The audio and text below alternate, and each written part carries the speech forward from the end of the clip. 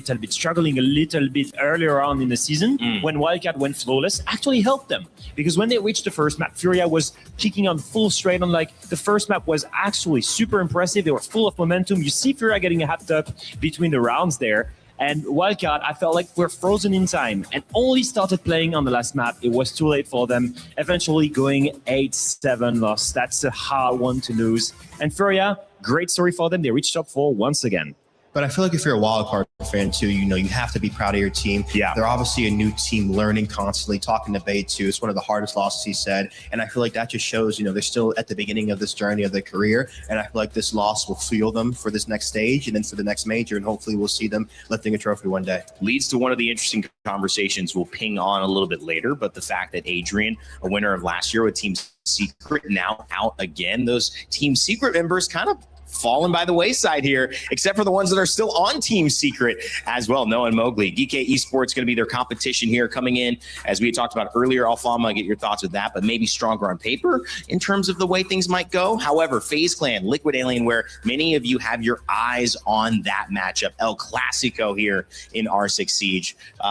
You know, Iconic, this is going to be a great day for Rainbow Six. I mean, just the current champions going up against underdog story, and then just El Clasico. I mean, I know Brazil's going to be livid. They call Liquid the Cavalry, so we have to see if they can ride in full action tonight. It's going to be amazing. And I know that there are a lot of things on the line as well. The stakes are high, whether it's at the Lenovo Legion Gauntlet, where we are here in Paris, or across the entire EWC. Chris Tunn is standing by with an update on the club championship to let you know where every organization stands with just a couple weeks remaining.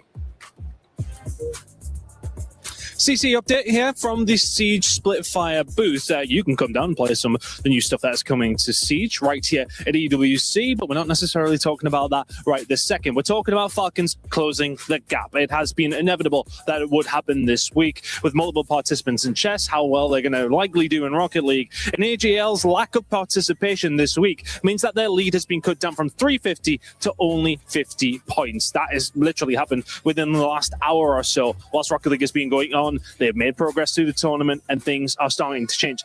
This is probably the pivotal week for Falcons. I mean, that's an easy thing to say. We're into the second to last week. We only have one more week for AGL to potentially get something going. However, some of the games next week are potentially leaning in their favor, but they will need Falcons to have themselves a bad week. Other teams who we can potentially speak about, Virtus Pro, Vitality, may well have more participation coming next week as well, where they can potentially get some points, but they need a lot of them. Some of these teams are well and truly behind, but Falcons closing that gap significantly over the last 24 hours. We'll be keeping you up to date throughout the rest of the day, how they are doing.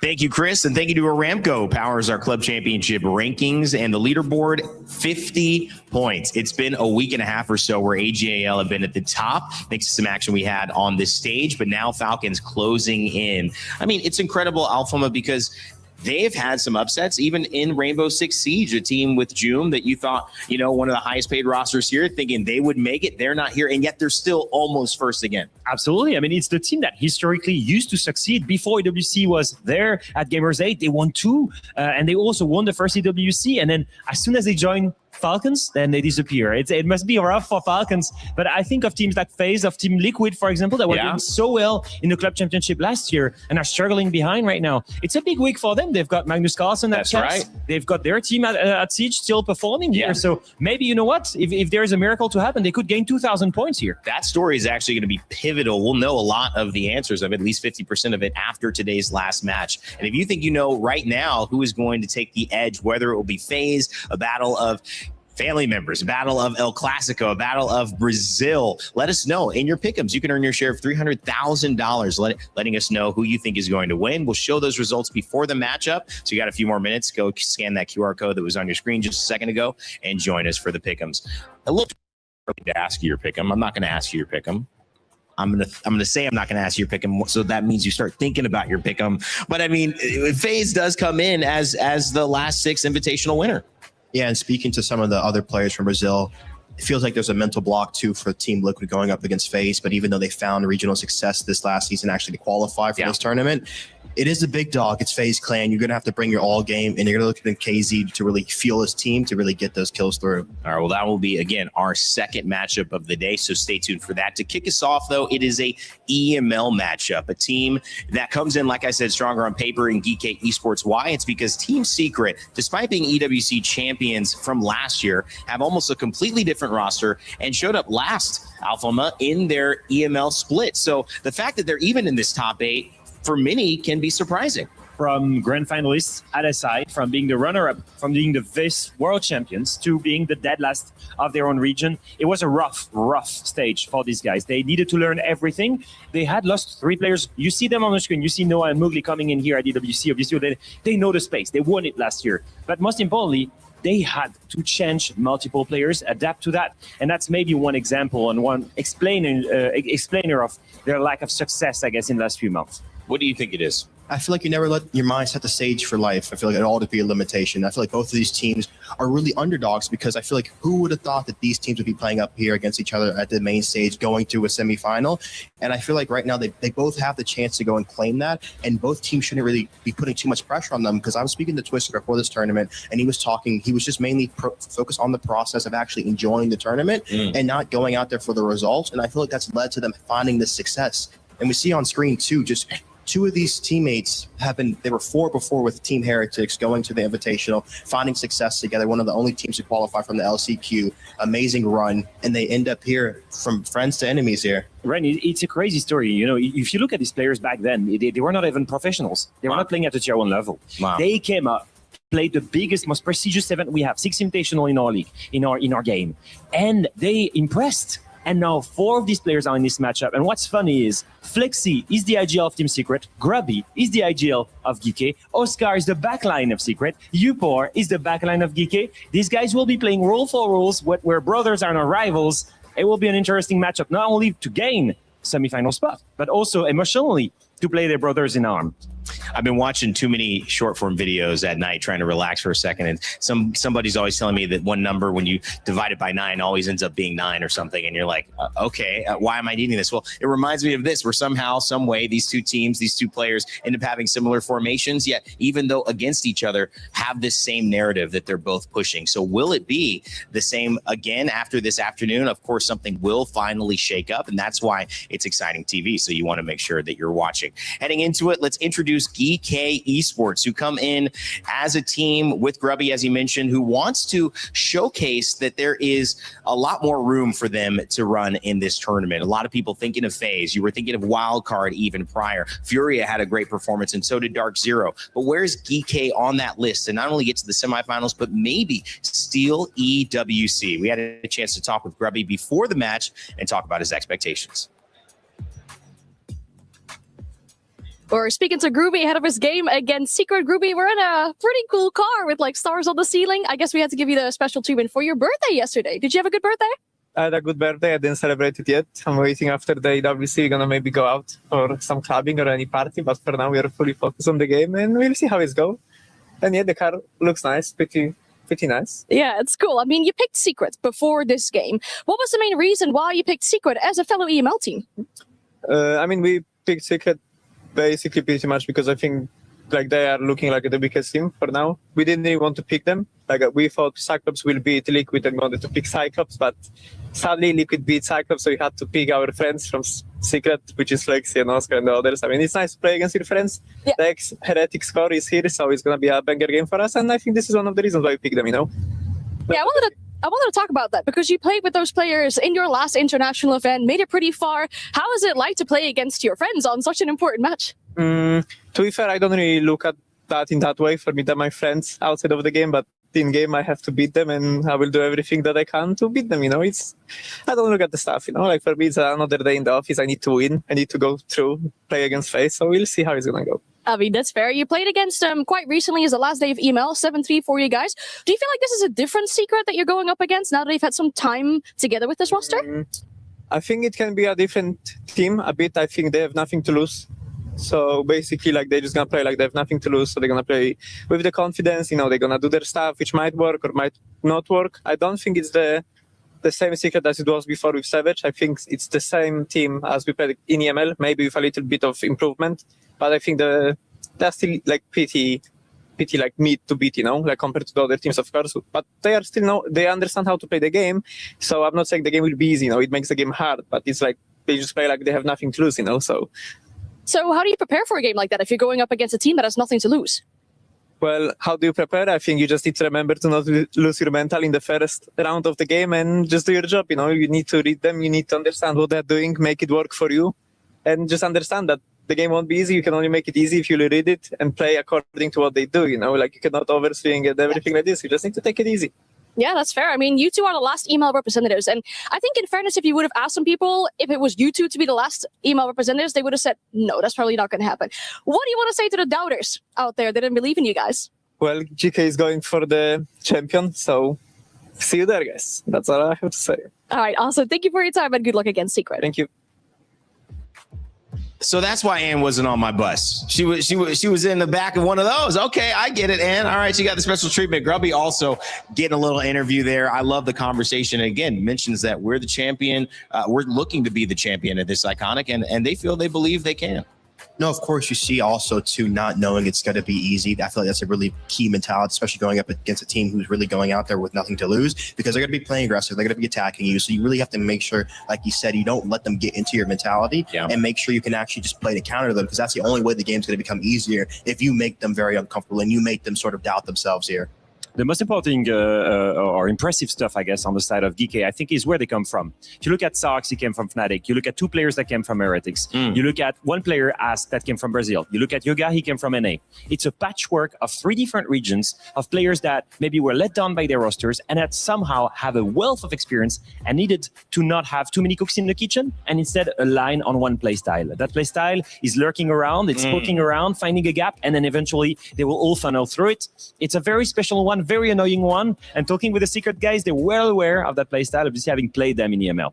Well, it's going to be an interesting transition for these two teams to be friends, to have been former teammates, and now to be enemies where only one spot is available moving on into the semifinals. But we believe they can do it, and they certainly believe in themselves. Team Secret, you know those two teams at the top of the club championship leaderboard, AGAL and Falcons? Team Secret actually just recently beat both of them, and they're the reason Falcons aren't in this quarterfinal as well. So talk about a team that is on a run. Despite having won this championship at EWC just a year ago, this team is completely different, yet Noah and Mowgli remain on their Qiddiya City championship defense. In a world where nothing is granted and everything is earned, it takes courage to rise above and carve your name in history. Your CJets at the Esports World Cup 2025 champions is Team Secret! Amazing feeling, it was my first win, as a player. It worked for me, after all these years, so yeah, it was incredible. So we won EWC, and after this, everyone just disappeared. Jum went to Falcons, and Adrian went to Wildcard, so it was hard, but it's okay.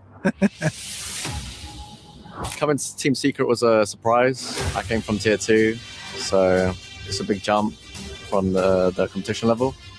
They had a history of winning, or at least coming close to winning, so I knew I'd go in a winning culture.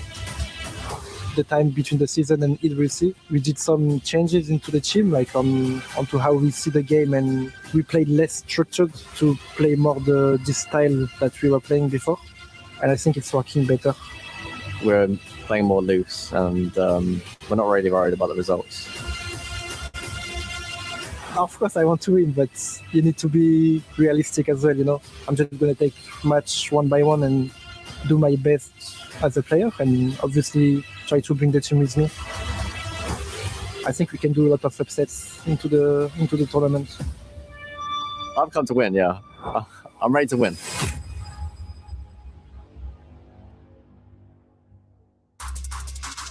Team Secret, your Qiddiya City title defenders, and Grubby and Flexi, former teammates on Heretics, Alphama, and now going head-to-head.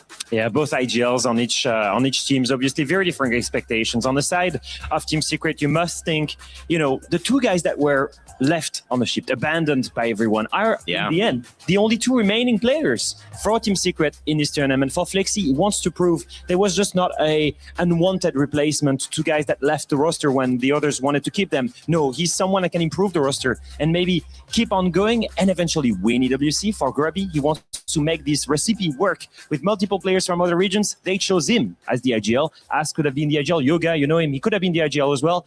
They chose Grubby. He needs to prove them they were right, basically. June's out, Adrian's out. June was partly Team Secret's. I mean, they beat him, right, on Falcons. Adrian, obviously, wild card. A lot of people knew they could lose, but maybe didn't expect it so early. And now you've got Noah and Mowgli. And to me, the way I heard Mowgli speak about them leaving, it felt like kind of a knife in the back. Like the energy was that, whether he said it publicly or not, like disappointed. And what do you think is behind that? How do you think he's feeling now going up into this moment, being the last remaining members of that old team? I feel like he's feeling good about it because obviously anytime your teammates leave you, you're going to be upset, but obviously it's business. Yeah, of course. Personally. And if they're leaving for better opportunities, it's good on them. But right now, they're here. And I remember going into that game before Falcons, he said in his interview, he said, if we lose, it's another day in the office. But if they lose, it's a lot of pressure. So he's really just using this opportunity to see the light in it and really going for it again. And you see them here on the stage confident. Yeah. You see he's finding a way to give that fuel to his teammates, to drills, to very young players, making sure he can really provide that expertise. Because he's been a player, I remember since I was starting out, that's when he came into the scene too, into the pro scene. And we were butting heads at the Charlotte Major, and I've loved to see him grow as his career. He's a lovely guy.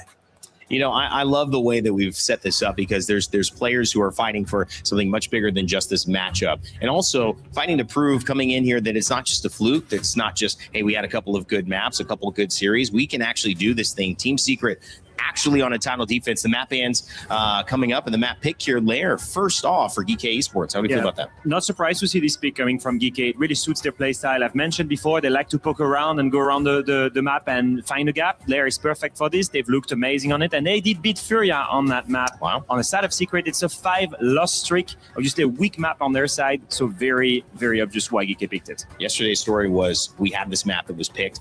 Furia had banned it 22 times in a row. They left it open. They fell for the trap. It was a loss on their first map pick. Do you expect it to be a little bit more contested here as now we see GK and this other pick coming out from Nighthaven Labs from Secret? Do you expect it to be as contested?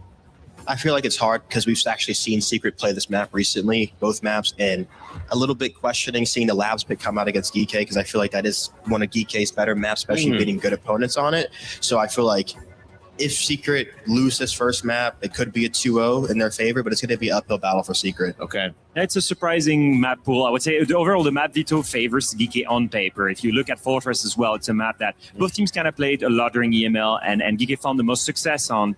And actually, the last time these two teams played each other was in EML, and the map was Fortress, and it was a clean 7-3 victory for the side of Geeky. Everything indicates Geeky is the favorite, but pressure then is on them, because they pick Secret to play this matchup. Secret have no pressure whatsoever. Like Leo said too, they like to poke around and prod for gaps. So I feel like all three of these maps are extremely open where they can actually put their pressure down and find the gaps and isolate these gunfights. So Team Secret have to be on their toes, ready to solve these problems that GK are going to throw at them, and vice versa for them here too. It feels like GK are aware that Secret might do something unorthodox, maybe something unexpected intentionally to try to throw off GK. How do you handle that coming into this map so you don't get caught off guard? I mean, that's the expectation when you're two underdogs, and you know that no one is expecting to win this one, so no one has pressure. So when you have nothing to lose, you're going to go and throw some crazy stuff. They know Mowgli on the other side. They know how crazy this guy can get. They're going to expect some guy to just jump out of window at 250 in the round and somehow get a spawn kill. Best way to deal with this, Iconic. I'm picking your brains here, but in my opinion, crowd control operators, Grim, Deimos, Solid Snake, Shields. There's a lot of things you can do to try and control aggression. And the best way too is to punish it. You know, if they keep getting away with it, they're going to keep going for it. But early on, shutting down this aggression, making sure you have the information on them is going to be key. But if they keep finding that success within that aggression, it's going to be such a hard game to manage. These GK Esports players come together in June and put together a run that leads them into the quarterfinals. But they're against the title defenders, their counterparts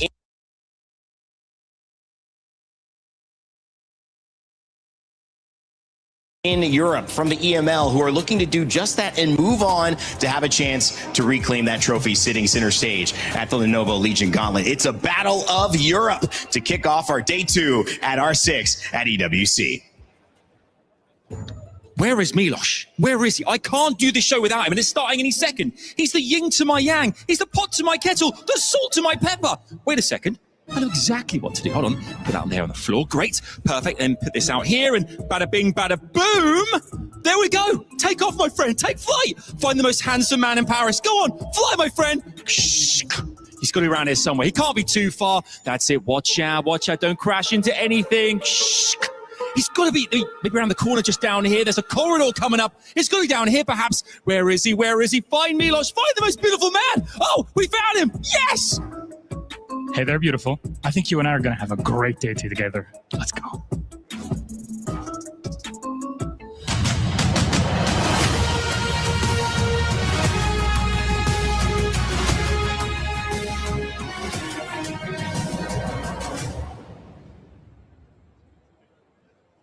Yes, my friends, hello and welcome back to day 2 of Rainbow Six Siege at the Esports World Cup 2026. Yeah, I love it. That's the energy.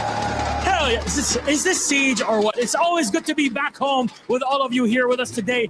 Yesterday, it was exciting, right? 2 teams have already been sent into the semifinals. That's, of course, Dark Zero and Furia, but their match will not be set until tomorrow. Today's decision is who plays that semi on the other side of the bracket. We're here to bring you all the action. Milos, and by my side, the one and only Adam Savage. Did you know that my man over here was in a Hollywood movie? Starred in it, too. Thank you very much for saying that. It's absolutely true, you know. You may think this 6'4" fridge, can he do anything else? He was in a Hollywood film. I'll give you a clue what it was, okay? Milos, on your left. Technically, I'm on your right. For the sake of the purpose of the... Yeah, you get it. Sure. Let's reset it for a second. Let's remind ourselves where we're here and what we're doing here right now as well, Milos. Obviously, as Milos said, 22 teams went down to 8, and now it's down to 6. But we need to go to the semi-finals with just 4. So there's 2 more quarterfinals coming your way. Don't forget a $2 million prize pool to boot as well, not to mention a place in the 6th Invitational 2027. I'm ready to meet those teams. Paris, are you ready to meet the next teams? Love that. I think c'est magnifique. They're all set for it. Let's introduce our first one. Please welcome GK Esports!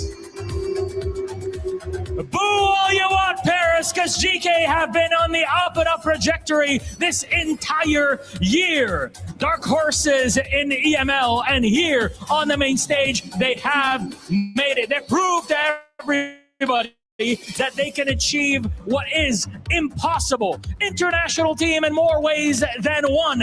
And they're here to make sure that they have a handle on the future of not just Europe, but the entire world of Rainbow Six. And to face them, the current EWC champions, please welcome Team Secret!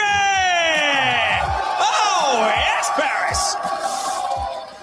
Last year's champions here to defend their title. Can Coach Twister bring the funnel and the thunder as they try and whirlwind their way into the semi-finals? Paris seem to be with them. They are ready to see them compete. But can they ensure that the calm before the storm becomes something far, far greater?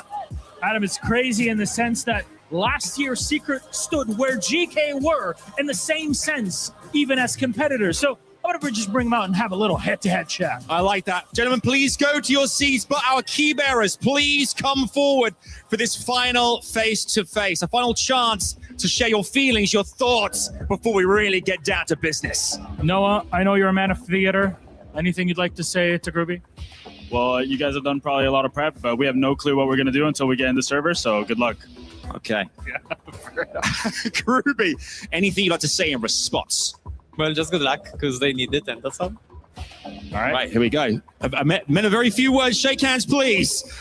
Thank you very much. Your chairs, please, gentlemen. The battle of the blondes here right now. This is huge. Who will be the victors, though? We're about to find out as we go into that next matchup. We can't wait. Paris, are you ready for this too? All right. Let's get this show on the road. 8 teams remain. The competition heats up here on the main stage. So let's get it all started right here. The first map versus Weibo, we started off pretty hot. We got a read of them on the defensive side. We were very capable of like a 4-2 half. Didn't end up working out. We got like a 3-3, I believe. And then going into the attack side, I think they showed us a lot of stuff we're not used to seeing in North America, at least. A lot of like weird consolidations, and we didn't deal with it well.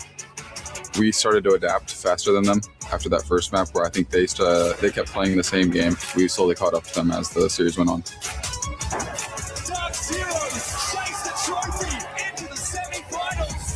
Being in the semifinals of EWC feels normal for us. We're used to these situations, we're confident, and we have the tools for the job. It's just about going out there and applying it.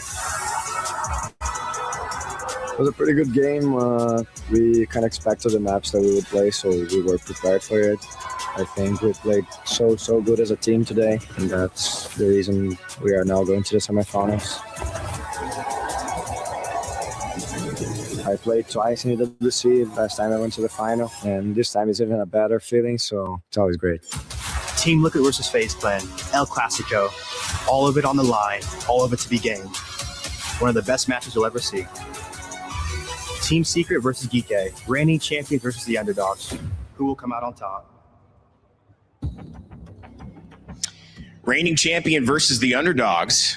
However, it's Geek Esports who actually have the higher seed coming into this and have picked Team Secret to play against Alphama. But Noah saying, we don't even know what we're going to do. So you pick something that not even we know about. He just likes to play the mental game. I like it. They all know each other. They've been playing ranked together for the longest time. I mean, it's just a mental game for these guys. It's unfortunate that we get a double EML quarterfinals. No, I love it, man. Just one. I know you're gonna say, guarantees that one. Iconic was jumping up and down. He was jumping up my throat. I saw him coming.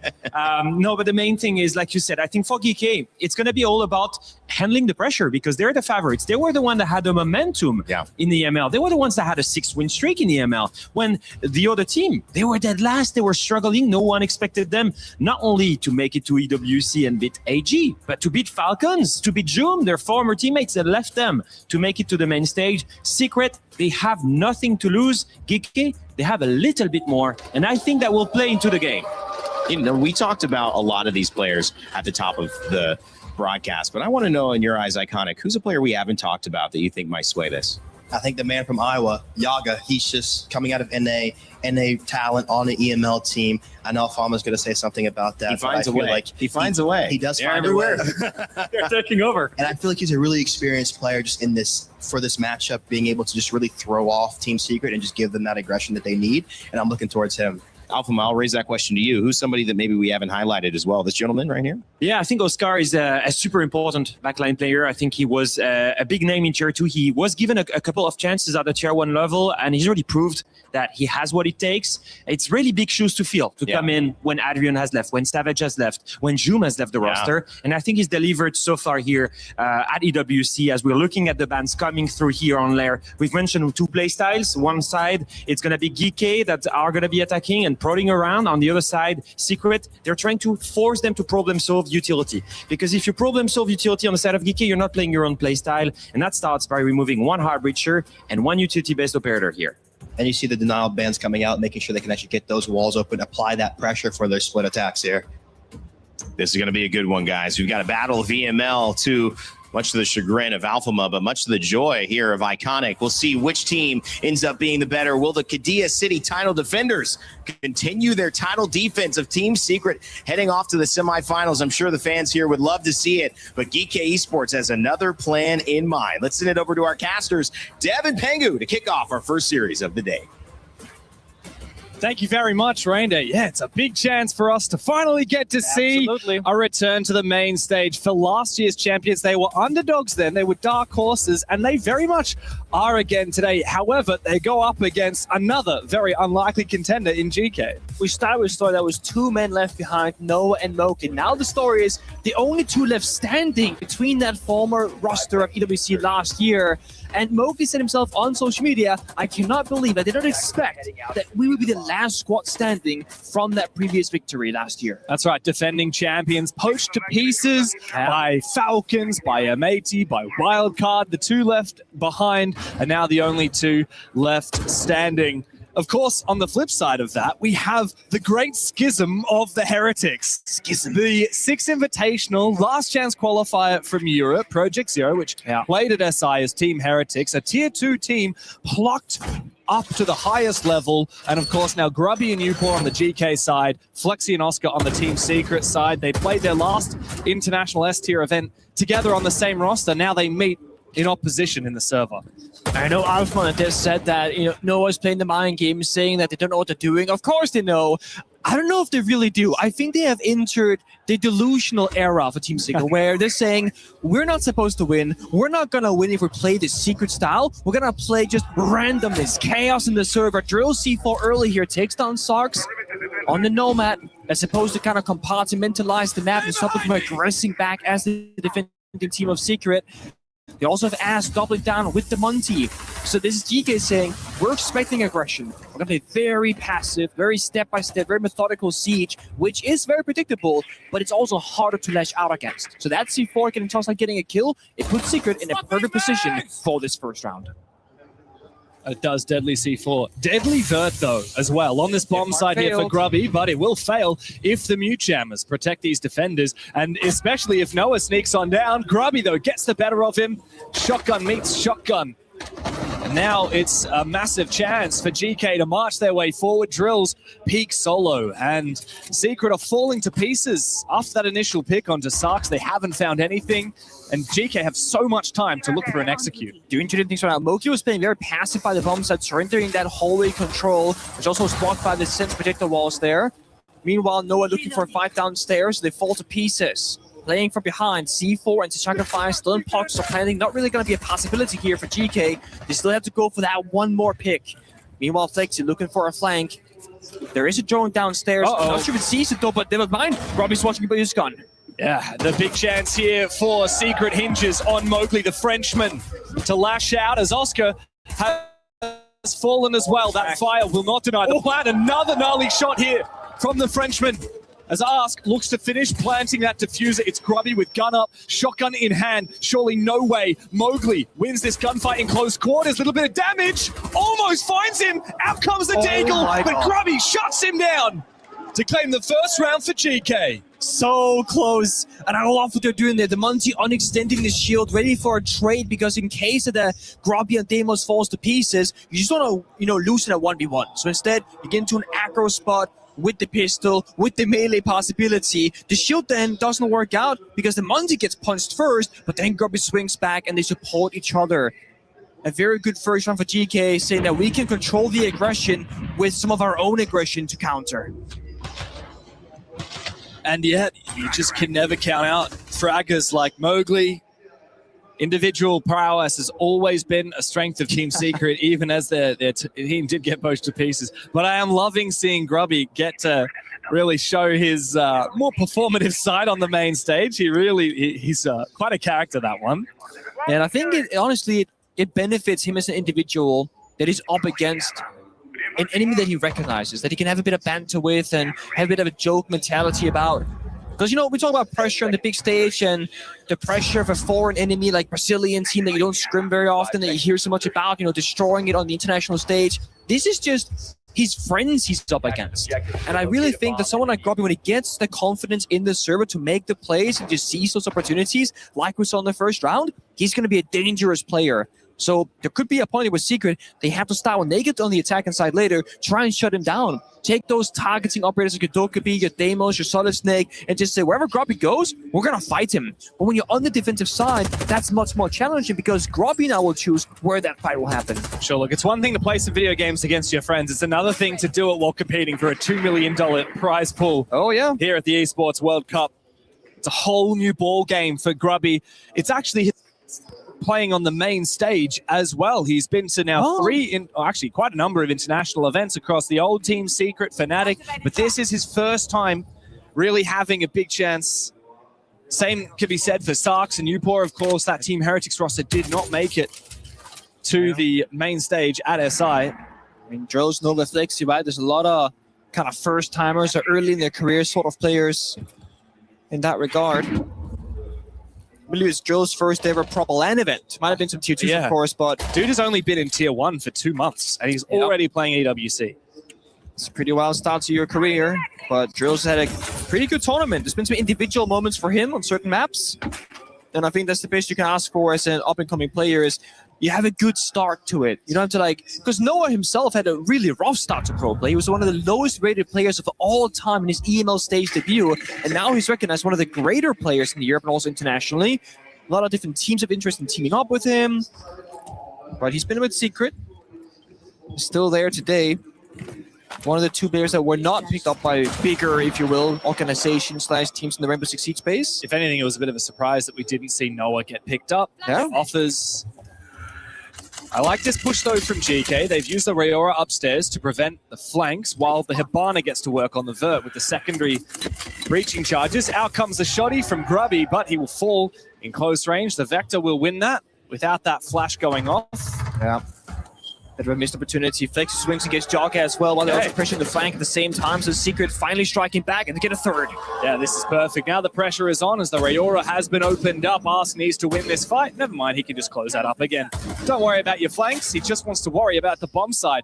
There are far too many players on the objective here for Secret for just asking Uport to take down. They need something a little bit more, but they don't have much utility. Out come the Bees from Uport. That might give some information, but doesn't matter when Mowgli is dashing out on the bomb side. And for another one. He's floating. Quite a response there from Secret. They might lose the first, but the second is a flawless round in their favor.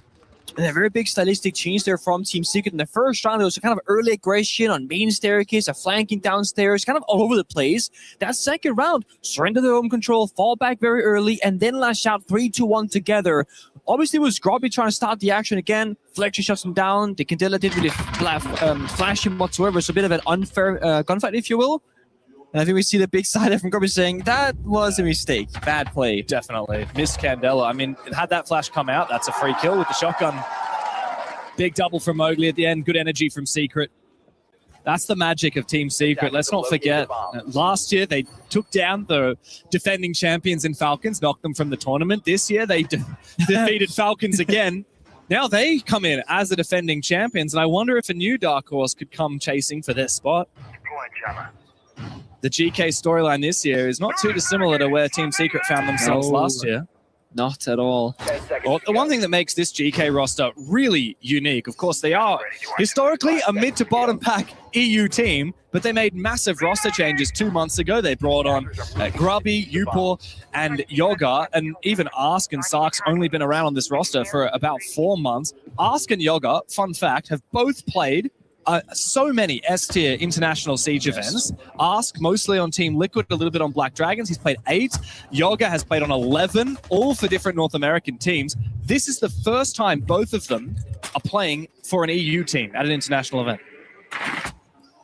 Quite a big investment for both the org and the players, right? Kind of uproot your whole life, move to Europe, pack your bags. You might not even know that many of the European players because, again, these aren't the big names that are there alongside. Sometimes it's only a matter of weeks. You get the offer, you get called out, you do your trial, you vibe with the team. Okay, pack a bag and book a one-way ticket. Yeah, see what happens. Go win some finals. Maybe don't qualify at all. You don't know what your future has in store for you until you're right there in the middle of it. And GK were not looking good in the group stage. It was a big upset that they managed to break through Rebels and Fnatic to make it to this event.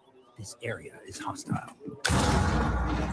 Sarks will scan 2 different defenders and fall right on back. Just applying a bit of pressure mentally in the server.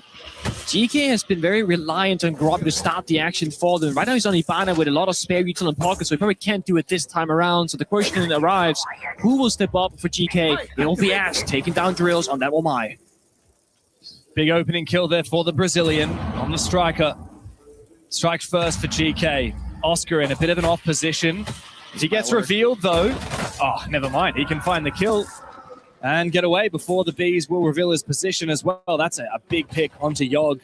Uport quickly making his way forward, looking to try and bring back the advantage for GK, but thankfully Sarks will do so. A flank from Noah, a little bit too premature. The read is there. Perhaps from the Solid Snakes gadget. And they lose bomb site control as well, because now all the last 3 defenders are going to be upstairs looking down the verge. So either someone has to give up that position, fall back to fortify the bomb site, or you just say, guys, there's going to be a gap. We have to go for fish. But there it is. Sets up the bait, gets the kill, and the second. Double pre-fire for Mowgli. And maybe it doesn't matter that Secret are all upstairs above the bomb site, because GK now will not be able to plant without some kind of pressure up above as they go for that defuser. Upor will need to try and make things difficult for Secret on this top floor, but it's going to be a tall task. Doesn't have full info. He's all alone in this position.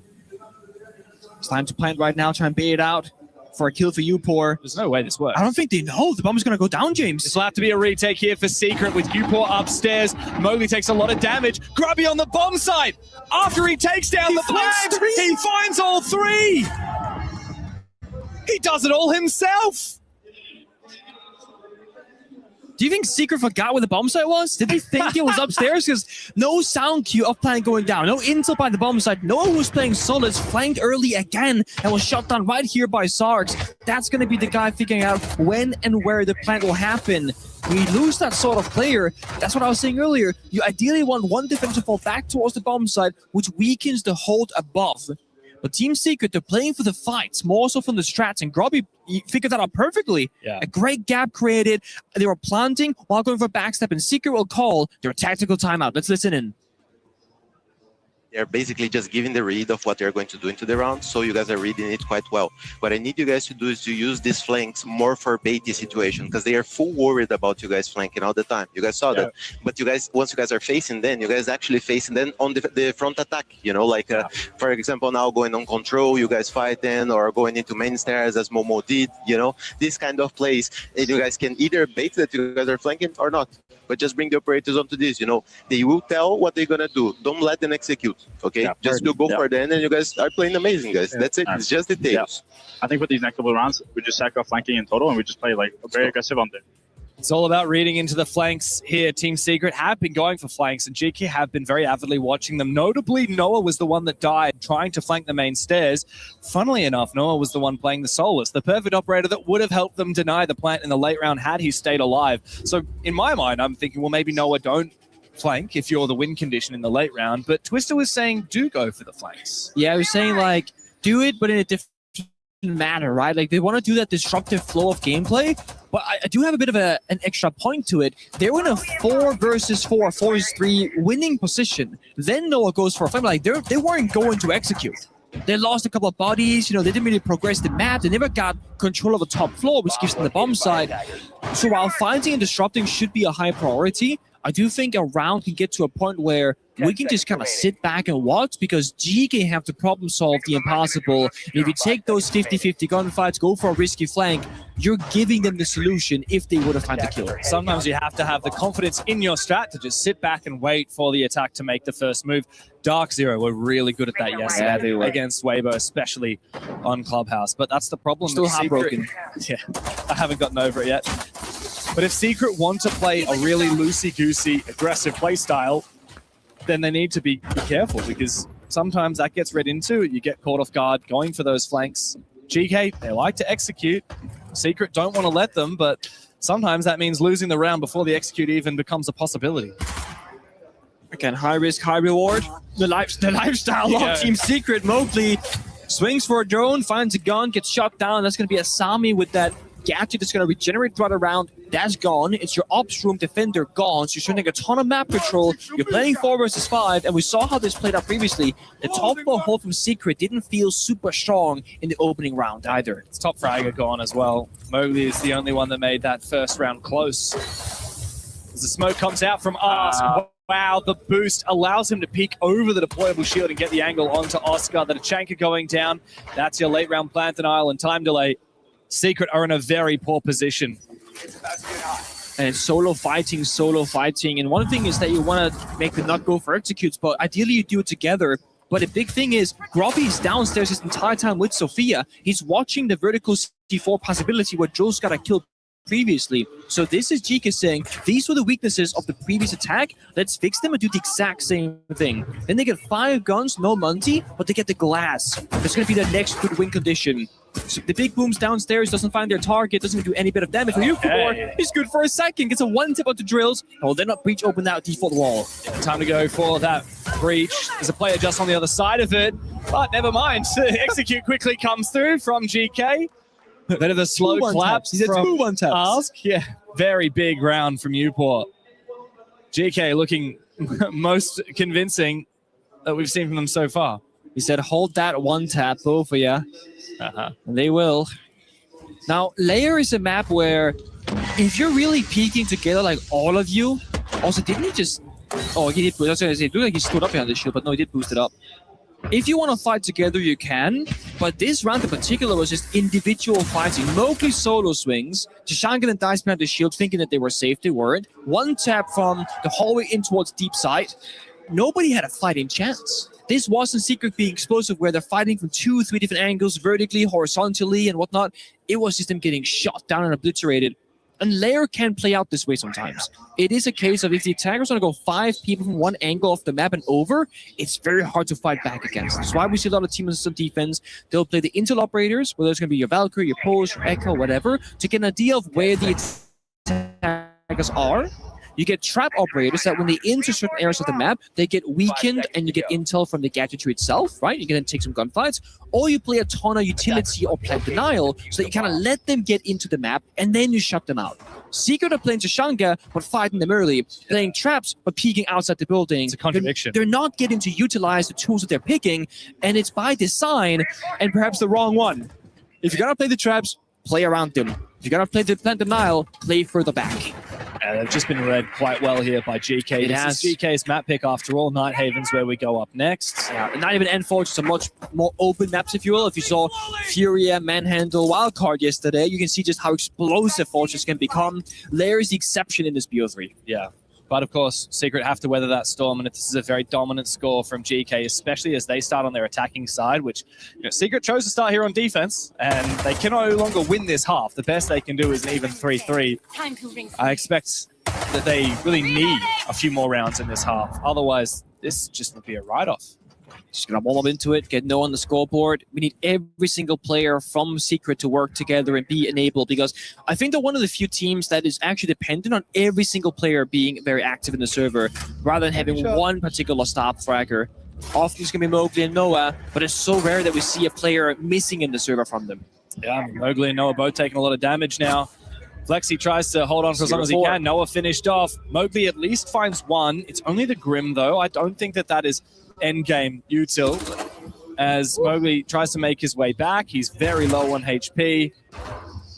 Flexi doesn't have any util to support his position, but of course he can pop that gas pipe. Yogg, the most experienced player on this team, can make his way forward on that Monty. It's a little bit behind the curve now with 1 minute and 15 seconds left. Because they got the Montane, like you mentioned, they can just storm down the staircase, see, hey guys, it's somewhat clear. And there is an open wall here to the left-hand side of Flexi, but the issue is no spare reinforcement left in pocket, so they can't close off that wall. The birds were against them. A lot of shots being missed here from us, unfortunately. But hatch open in lobby for backstab potential. Mowgli goes down to the track stingers, or a gas pipe, I suppose, actually. And now it's all down to Flexi. If he finds a kill or two here, that can change the round. There's no way that he should be able to beat these players when Yogg is there on the Monty. Grub finds a third kill. 4v2 now. GK surely can't lose this one unless the flank is big here. Drills finds one on site. It buys enough space and enough time for Oscar to go for the flank. Drills needs to stay alive for as long as possible. Retake is potentially on the cards here, especially with one Razor Plume. The flank goes down. A lot of damage, but no kill as of yet. Onto Drills. In the post plant, though, Oscar cannot find his mark as Drills tries to harass this Monty, but Yogg is playing it perfectly. 3v1, there's just no shot in the world where Drills makes this happen. He can continue trying to get the guard break on, but he's going to be fighting the player up above, and Sark's on the bomb site. Another round. It's 4 for GK. They have well and truly come into form on Lair. I'm still not sold here from the side of Team Secret. Maybe it's a bit of fear on the younger player's side, not certain, but Flexi is fighting for his life infiltration. Meanwhile, the player upstairs go for a flank, but Drills is AFK in the very back of the bomb site, being afraid of the verticality. And I'm just thinking there, if Flexi's going to 2v1 and Monty and Socks on the gun, surely Drills has to try and get in there and help it, because that is the all or nothing play. You're not supposed to win the round once Flexi goes down. 2v4, they got the Monty, they got the Vert, and while they are flanking, you can't wait for that, because Flexi doesn't have time left available to him. So I want to see Secret get on the same page. And ideally, maybe Noah try and actually make it to the end round. He's a very smart player, but he's been dead first every single time. 0-4, by the way. Yeah. Good look for Noah. After June left the roster, after Adrian left the roster, we really did look at Noah to be like that next generation talent. He owned Border CCTV at the Six Invitational, so much so that like I call that Noah spot now, like at the shelf with the Ella. He's insane, right? But sadly, hasn't been so present today. It's a very young team. I mean, Noah is only 22. The veteran of Secret is Mowgli, and he's only 23 years old. Of course, he's had a very long career as well. So many different international events. Back in the Wolves days, he was a star player. Makes every event, but doesn't make it past the group stage. That was the curse that they had. The curse that he finally lifted when he raised the championship a year ago in Riyadh. And now he remains the only French player here in Paris. And I've noticed a lot of energy for him in the crowd, though he's been silenced these last couple of rounds. Yeah. You know, he's still going for his Grobby. He's 9-1 now. Has not slowed down. Had a weak second round on the Ying. Got shot down early, but since then, just changed his operator pool. Played some Ibana, now playing the Monty. And he's been playing Siege since he was 18, like in a comp setting. I was going to say he was 12 probably, but yeah. Probably, but like in terms of his like career time, like he's 23 right now. He's been playing the game for 5 years. Started in tier 3, then tier 2, and then of course now here in at the highest level. Also, GK, very flexible lineup, but starts to caught off guard. There we go. Takes the scanner out, sees a red dot, thinking, oh no, I'm in trouble. And gets shot immediately straight to the face. Flexi fighting again against the Monty. This time he's victorious. Oh my God. Grubby taking a bit of damage there, but Flexi doesn't want to overextend. Surely, Grubby, you don't go for the aim down sights fight here. And I have to at the same time. Flexi, you have to just fall back, consolidate the advantage. This is a split bomb site, a spray to the wall. Good that they fall back, right? That is, they disrupted the round. Now they can play 5v3 and AFK. They don't need to take any risk, not force any gunfights, because GK quite literally cannot go for execute. The only way they can is, again, if they go fishing, they find that killer 2, they even up the manpower, and then they can play a stable round. With the Monty Blackbeard right now, that's not going to happen. Yogg needs to find some kills, little pre-fire. The win condition here for Secret is just simply denying the plant. In a post-plant, GK actually might have a shot, but it's so unlikely they get to that position. There's the damage onto Grubby. He goes down. Ask needs to refrag. Up he goes with the Bailiff, doesn't find anything. Yogg's the last one standing. Mowgli finds all of them. Another big round from him to find a second round in the half. A much-needed one for Team Secret. Monty Demos, right? Yeah, I think Monty Demos can be a thing. I don't think they are able to actually like bring heavy utility. Like probably like only one thing annoying is Solid Snake, and in case I actually think like Solid Snake might be a like better problem on this map. But we think it's better if you want Snake than Demos? No, just one Monty Solid Snake, no? Instead of Demos, right? Yeah. I think it should be better, unless like I mean, you really... they will play fast, which the thing is, they cannot play fast. Yeah. Yeah. So, should I just run the mute then instead of the warden to counter the Demos? Depends. No? Like I don't think so. Yeah, you can just see like see the. Like, I don't think these guys are actually gonna play like the main site. We call when to play. Yeah. I just want no hesitation. I see too much hesitation on this defense front. Yeah. On attack, I want to see super hesitation. You want to do display? Yes or no? Instant. Like no. Yeah, maybe. Okay. Yeah. Okay. You know. Let's do it. Yes. Yes. Commit. No. Commit to it. Okay. Yeah, yes. Fucking show something, even if it's not the best. Fuck it. At least we don't hesitate and we don't have this kind of problem. Okay. Yes. Yeah. Let's go, guys. Yes, sir. Yes, come on. Let's feel the game, guys. Let's feel the game. They're terrible. They're shit in themselves. No one is fucking. Great to hear the input from the coaches during the halftime timeout. Also great to hear Shepard, of course, legend of the game, now coaching GK, spent most of his career with Team Empire, where he was a major champion, a Pro League champion, 2-time Six Invitational finalist against you, of course, his first one. Good times. Great to see him in the coaching role and really interesting to see his insight, especially as back in that era, back in the Team Empire play style, very different kind of game. They were such a strategic team. The game has sped up a lot since then. Oh, 100%. And it was very curious to me to see like what kind of coach Shepard he is, because he's very new to that role. And I think it was a surprise to everybody and himself even when he was offered that position. Not as a player, but wanted to coach for us. He's like, coach? What? He was a legendary IGL in his time. Support player as well, right? Very, very much his own playstyle kind of player in the server. And he's also very hands-off approach, it looks like, from GK. And I was going to say, the playstyle they had in the attack, they kept taking turns. Who was playing Ibana, who was playing Monty, who was playing Solid Snake. And when it came to operator ban decisions, Shepard said, let's ban the Monty and the Deimos. That was the game plan. And then everyone kind of tuned in. What about the Solid Snake? That could be a bigger problem. He says, yeah, actually, that could be the case. Then, okay, leave Deimos open, stop playing mute. And he just kind of built it together. Where we go the other side, it wasn't Twister saying a ton of stuff, actually, because we probably missed that first bit. But Mowgli saying, guys, just commit. We have to make a play and commit to the play. No being scared. And then at the very end, he goes, it's better to have a bad plan on the same page than no plan at all. Yeah. And that was something that Fabian always said back when I played with him as an IGL. It's better that you have 5 idiots following a bad plan than no plan at all. Yeah, and Mowgli has a lot of experience of playing at these events and being like the loose cannon in a disjointed team. Like, to be frank, like that was what was always the problem with Wolves. They had so many great plans, but they could never sync it together. And then Mowgli would end up doing his own thing, having incredible stats, but the team wasn't operating like a unit.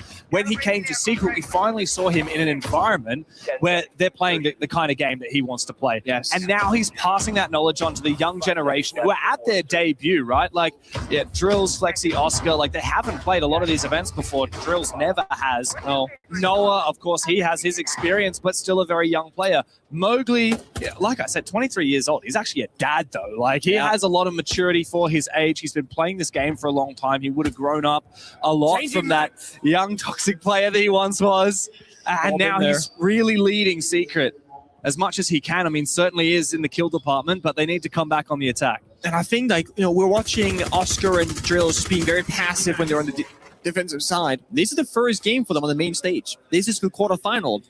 That's a very big shift from being your very comfortable kind of, it wasn't backstage, it was still like a smaller area, but they got comfortable in the previous setup. This is a whole different story. Where the lights are, the screens, where the crowd is from, how loud the crowd can be as well.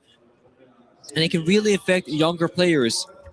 I myself, in my very first debut, was more worried about the camera when it kept looking at me than the game itself. I'm like, that's the wrong mentality to have, right? Screw the camera. It's all about the game, the screen right in front of you. And if you reach that zen state where you're so locked in, you don't even realize there's a crowd. You don't realize the cameras. You only see that box in front of you. And if you get into that zone, you probably can't even recall half the things you did in the server afterwards because you were so focused. Yeah. That's the state that Drills and Oscar in particular really have to dig towards and try and achieve. But also so far as Noah, with a slow start, he has to find his own as well. That's top floor attack here for Team Secret. No opening picks as of yet, half the round done. Wow, nice pre-fire there from Ask, one of the most prolific smoke players back in his heyday on Team Liquid. And he actually manages also to deny the second explosion from that Selma, so that will not be a crouchable breach. We will not be able to enter there for Secret to look for a plan. Small detail, right? But Oscar took that gunfight crouched, and the Selma charge is also the crouch level, so he was shooting the get-through and hit the headshot. If you're going to put the Selma charge at a crouch level, you can't want to be standing when you take that gunfight. And I actually know it's somebody like Mowgli, there's a lot of time theory crap. Oh, he's on the table, actually. Survives to get shot down immediately after. Mowgli spends a lot of time analyzing how to take those fights. Look the wrong way. Mowgli finds that kill as well. Well done. Very nice from Team Secret, but GK looked to hold on. Nitro now from Grubby as he hits 10 kills. Needs to make it 13 to clutch up the round. But on the other side, Mowgli's coming for him yet again. Flexi. Oh, here's Mowgli, isn't it? The backstab with the pistol. A fiery explosion from Team Secret, fighting from a man down. But there's one thing we can count on that team. It's to go deep on the attack. They commit to the play. It was going to be about that bathroom angle, up the main staircase, in the window itself. And I was saying Mowgli is a player who spends a lot of time going inside custom games and looking at how to peak certain angles. You know, you're standing, you're crouched, you're proning. And I know him and Noah spoke to depths about when you want to take those sort of fights. So Oscar right here, going to it, you see right there, he goes into a crouch angle right before going for the peak, exactly the same head level as the summer charge. That's a mistake. It's a very, very brutal mistake to point out, but if he was standing up, that would have been a belly tap rather than a headshot. That gives him a fighting chance. And it's those teeny tiny details that can affect the younger rookie players. Mowgli wouldn't have made that mistake because he's spent so much time perfecting the kind of entry playstyle. Yeah. I mean, for Oscar, it is actually his main stage debut. He's, of course, played at a couple of international events now, Manchester, EWC last year, both of those for ITB, and then SI26 in Paris 6 months ago, but never made it to main stage. There's actually 3 players on the Secret side who have never played in front of a crowd before at an event. For GK, it's just 2 players. And we're really seeing that, the leadership figures on the team stepping up and saying, guys, it's okay. We really need to sync up. We need to make sure that we have the grit and conviction to go for these. Yeah. Look at this from Mowgli, though. A rush with the shotgun, but it has been read. And that LMI will slow him down. I guess Noah missed it. It's going to be hard to find that throwable gadgetry. You know, Jaeger DS is going to be on the floor, on the wall, but those throwable ones can be anywhere else. Late flash who's out, follows. Oh my The double God! peek was good, but it's a 1-4 at the end there, but well played from Sarks finding that first kill. Little bit scary there. The fact that he's able to steal a kill on the drills does damage a lot of the util here. Set up from Secret. They do have vert on Mowgli, but now he is more responsible for getting that vertical game because there's no longer a ram on the board. It changes who's going to do what job in the server, and Mowgli no longer being an injury player is now playing a useful role. That means more pressure onto Flexi, playing the blitz operator, more pressure onto Noah once he's done with his final twitch drone and getting a final bit of value. He's looking for roamers, just getting a bit of info on the map layout, saying, okay, this half of the map is clear, we can now get on in. That's why Flexi is top green, looking to walk further and further down the staircase with Mowgli shotgun. This is why you pick it up. Shotgun the staircase. Oh, Mowgli was too close to Kenneth as he pops. It takes a fair bit of damage there. And also, because you want to take the staircase first and do the vertical later, Mowgli were to die here, they'd lose the vert operator entirely. Yeah, that's dangerous. And Mowgli honestly could go down to this Nitro Cell, even if it's targeted at Flexi. There's a big possibility that he cops it as well, low HP. Mowgli needs to have an impact in all of these rounds for Secret. That's the commonality we've seen in the 7 rounds we've seen so far. Yeah. The problem here is going to be, do they know that bottom filtration here is actually not clear? York is waiting for them on the Warden with Ask on Capital, on the Shanka rather, raining fire from deep within the bomb site. He's behind the shield on the rotate. Feels like we got to get Flexi in the mix of things here. Just sprint on down, take the risk. Oscar, he's a madman. He's a 1 HP madman. Was it worth it? It'll be worth it if he can find a kill on the back of it, but how does he do that when the rest of his team is dropping around him? 1 HP on both the final Secret players as GK look to recompose. Oscar finds 1, but Upor will finally finish off that deadly blitz. Oscar has to have a big clutch, but safely behind the shield. Upor cannot be targeted. Grubby on the long angle. GK back in form, a 5th round on the board. And very good job there falling back from filtration, playing on the deployable shield. It's Shanka for default plant denial. Understand that they cannot go for a plant, so we're going to make them just try and attempt it, or go into an unfavorable gunfight, dropping down a hatch, walking in the bomb site door. I mean, Oscar getting so much damage trying to into the bomb site in the first place. Puts them in an awkward spot, but this right here, Sarks managed to find that 1 kill for the trade. The blitz flash missing the first time around. And then Mowgli doing a lot of self-damage there on the explosive pipe. Those are, again, the small things of Secret not working out. GK have really dominated the early game in these rounds. I mean, there's only 3 rounds where they've lost the opening pick. They've won the other 5. They actually are the 2nd highest entry percentage team at the tournament, behind FaZe Clan and above Team Liquid Alienware. That is a huge stat for a team that really was never regarded as a favorite in the EML, let alone at the Esports World Cup. I did not expect that at all. No. 5 seconds remaining. Of course, GK have been one of the few teams at this event that have been nigh flawless. I mean, they haven't actually dropped a map so far. 2-0 against Furia and a very tight 8-7 against Enterprise in their first match of the group stage. They also won on a hell of a streak. 1, 2, 3, 4, 5, 6 games in a row. They won in EML after losing their first 3.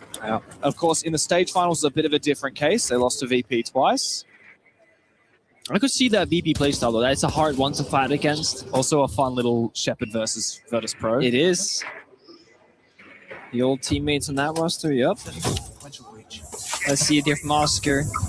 Lion scan with the breach. Kind of sells the story. They're going for a push. Sarks takes damage and falls on back, but this right here cuts the bomb set in half. If he has the confidence to go for it, he can just look in towards that server rotate, maybe get a freebie. But he's also quite exposed in the hallway. If not, he does get the kill. Yeah, big player to take down as well. That's Grubby, the top fragger for GK. Also a C4 off the board. Flexi would otherwise be very exposed to. Not a lot of explosives now or tick damage to take down the Blackbeard in the late round. Just that nitro from Yog, who in fact uses it, but does not land anything. The last gas goes out from us. This is very early util expenditure from GK. It is. They feel that pressure. Green bees are coming out. Grenades is also tossed on in. Flakes in a great spot, finds the player top stairs and forces Sarks back and also takes down Ash. Oscar is there, good for 2 in the round. This is perfect, isn't it? From Team Secret, 1 by 1, GK dropping to the floor. Flexi could perhaps be revived. Uport feels the need to get aggressive, gets flash. He actually has 2 keepers in pocket. He might be able to use to go for something. An off-piece position from Sarks finds nothing. Secret just restabilizing. It's a flawless round for the defending champs. Not done yet. And once again, within touching distance of their opponents. Really big round for Oscar, finding 3 kills. Also helped with the 4th there, but Noah did get the credit in the end. Operator band's coming out. I'm not entirely certain what you're going to be targeting here. Let's see it. Could be Tashanka, could be the Mira for defense. So the attack, I actually have no clue. Did you get rid of his shield, or is that a waste? No, interesting. The Grim Beast in Asami. I like the Asami, even though it perhaps wasn't played perfectly. Just works every bomb side, right? A tactical timeout called by GK as they look to try and finish it here. Don't stress about the top floor. You just did a little bit like different strat.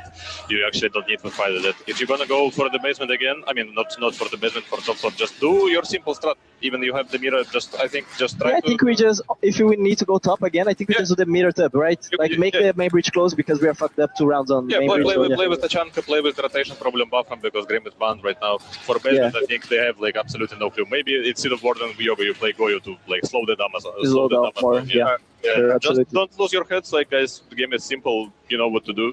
Just do our strats. Don't fuck up on the ops. You guys want me to? I've got Pepe Goyo, right? Yeah, let's go, guys. Yeah, no, we're gonna go banks, right? Yeah. Again, you know what to do. Don't mess up the operator picks, and also don't mess around that breach top floor. Grubby saying it's twice in a row now that we made up that particular mistake.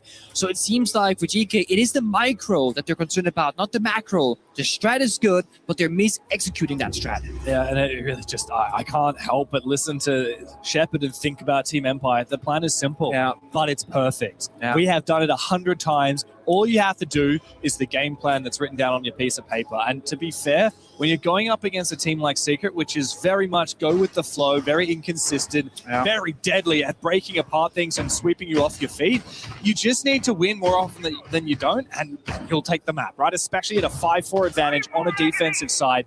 On paper, GK, they stick to their guns. Secret might win a round or 2 because Mowgli gets a 4K, but that's not going to happen enough for Secret to come back to OT. That's exactly it. If you can just win every round where a star player doesn't pop off, you'll be flying throughout this series in the BO3 fashion.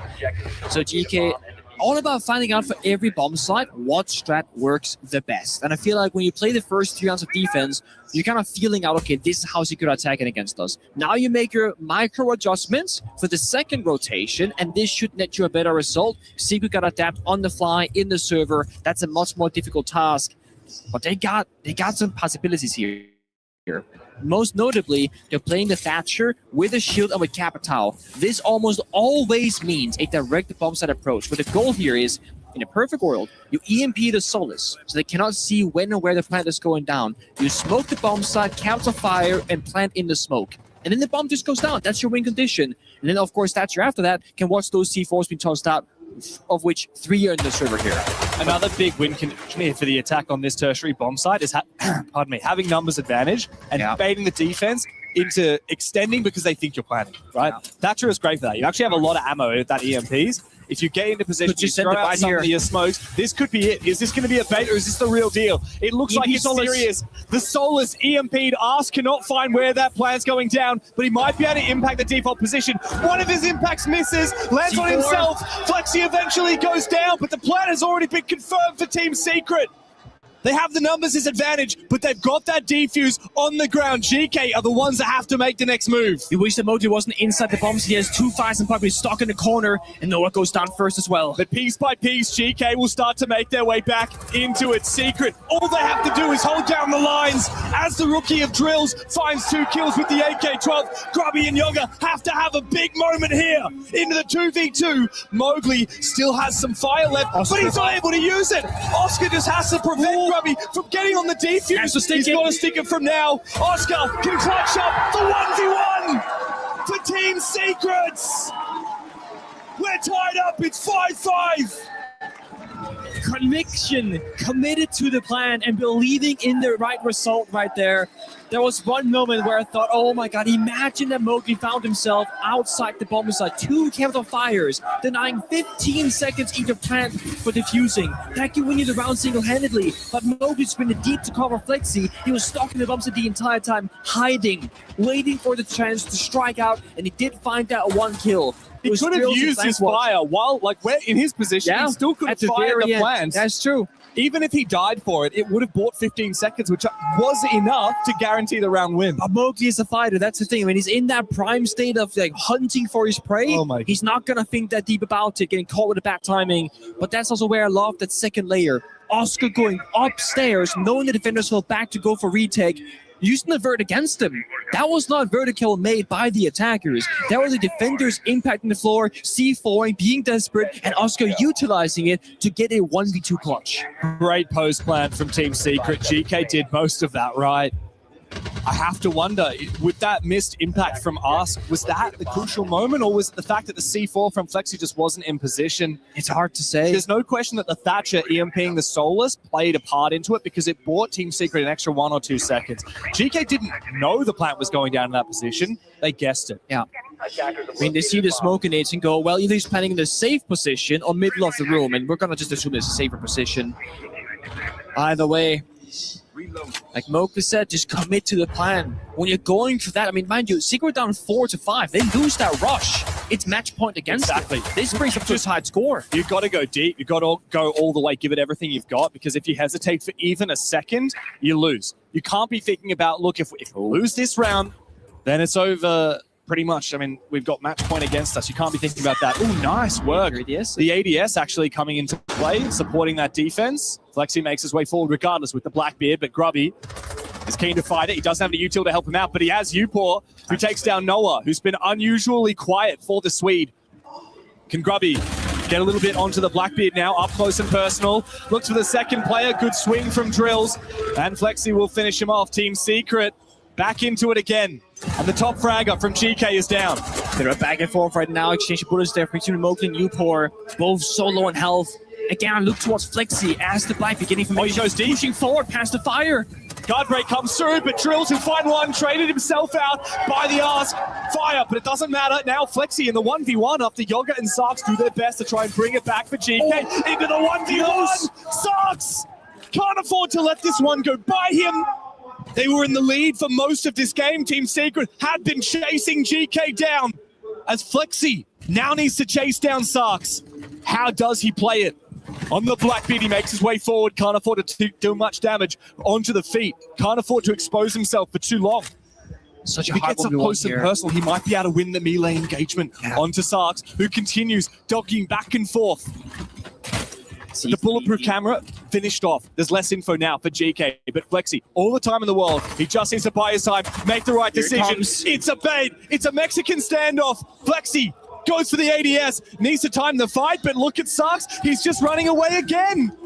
We're playing a game of ring around the rosy on the basement on Lair, and now Secret finally have to make a decision. It's up to Flexi. Does he go for the plant? He baits it out for a second. Sarks once again, explosive position. Baits him. into the fire extinguisher, detonates it, and takes down the Blackbeard to get GK that elusive match point. It's all about the small things right there. You saw Flexi, you saw the canister earlier, but kind of lost track of where it was on the map. One more fast play question mark in the chat from Ask. The thing is, right, it was looking really good for Secret. They had numbers advantage, good trading here. Drill's getting targeted there by the fire. A little bit unlucky, but I think a worthwhile play. Flexi, though, cannot go for a plant in the 1v1. It takes 7 full seconds. The best you can do, put the shield on his back, start planting, bait in the last defender, get off the plant, go for pre-fire. But that's a super risky play. And the issue is he had so much time to work with, but it vanished very quickly. We're talking 25 seconds left at the end there when he was forced to take in the fight. Bomb located by attackers. Yeah, wow. But one thing that's true for GK is exactly what Ars said in the old chat. Which one more fast play from Team Secret. It's been working pretty well. Yeah, they're really good at the fast plays, but just because GK know it's coming doesn't mean you can do anything to stop it. 10 seconds remaining. Also, mind you, when playing operators like your Goyo and your Tashanka is quite effective. You get to pop the fires before the push comes in. But think about the opposition of like Thorn, Ella, Melusi, Fenrir. When they're in those hallways, they will get negatively impacted automatically by the gadget. Tashanka and Goyo requires action. Even the smoke, even the nitro on Grubby and the impacts from Sarks, like there has to be a reaction from GK to think, okay, I'm going to activate my gadget now to slow them down. But you're right, I think traps like the Ella are almost more impactful here against the Team Secret playstyle. We'll see. Oh, he's drifting. Drills on the Deimos. GK considered banning it out, elected to ban out the Solid Snake instead, and then the Grim. So I wonder how much this Deimos could have an impact. They did mention from Shepard earlier that with the Grim being banned away, Bathroom is much more playable. And that's why we see Ask play inside a Bathroom rather than on the staircase itself. Really wanting Noah to have his moment, though, on this map because it's been a quiet map for him. 3 to 8.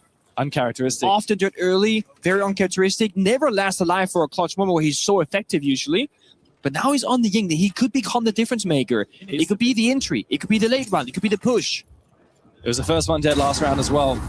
Drills down below with the Deimos, needs to look to target Grubby.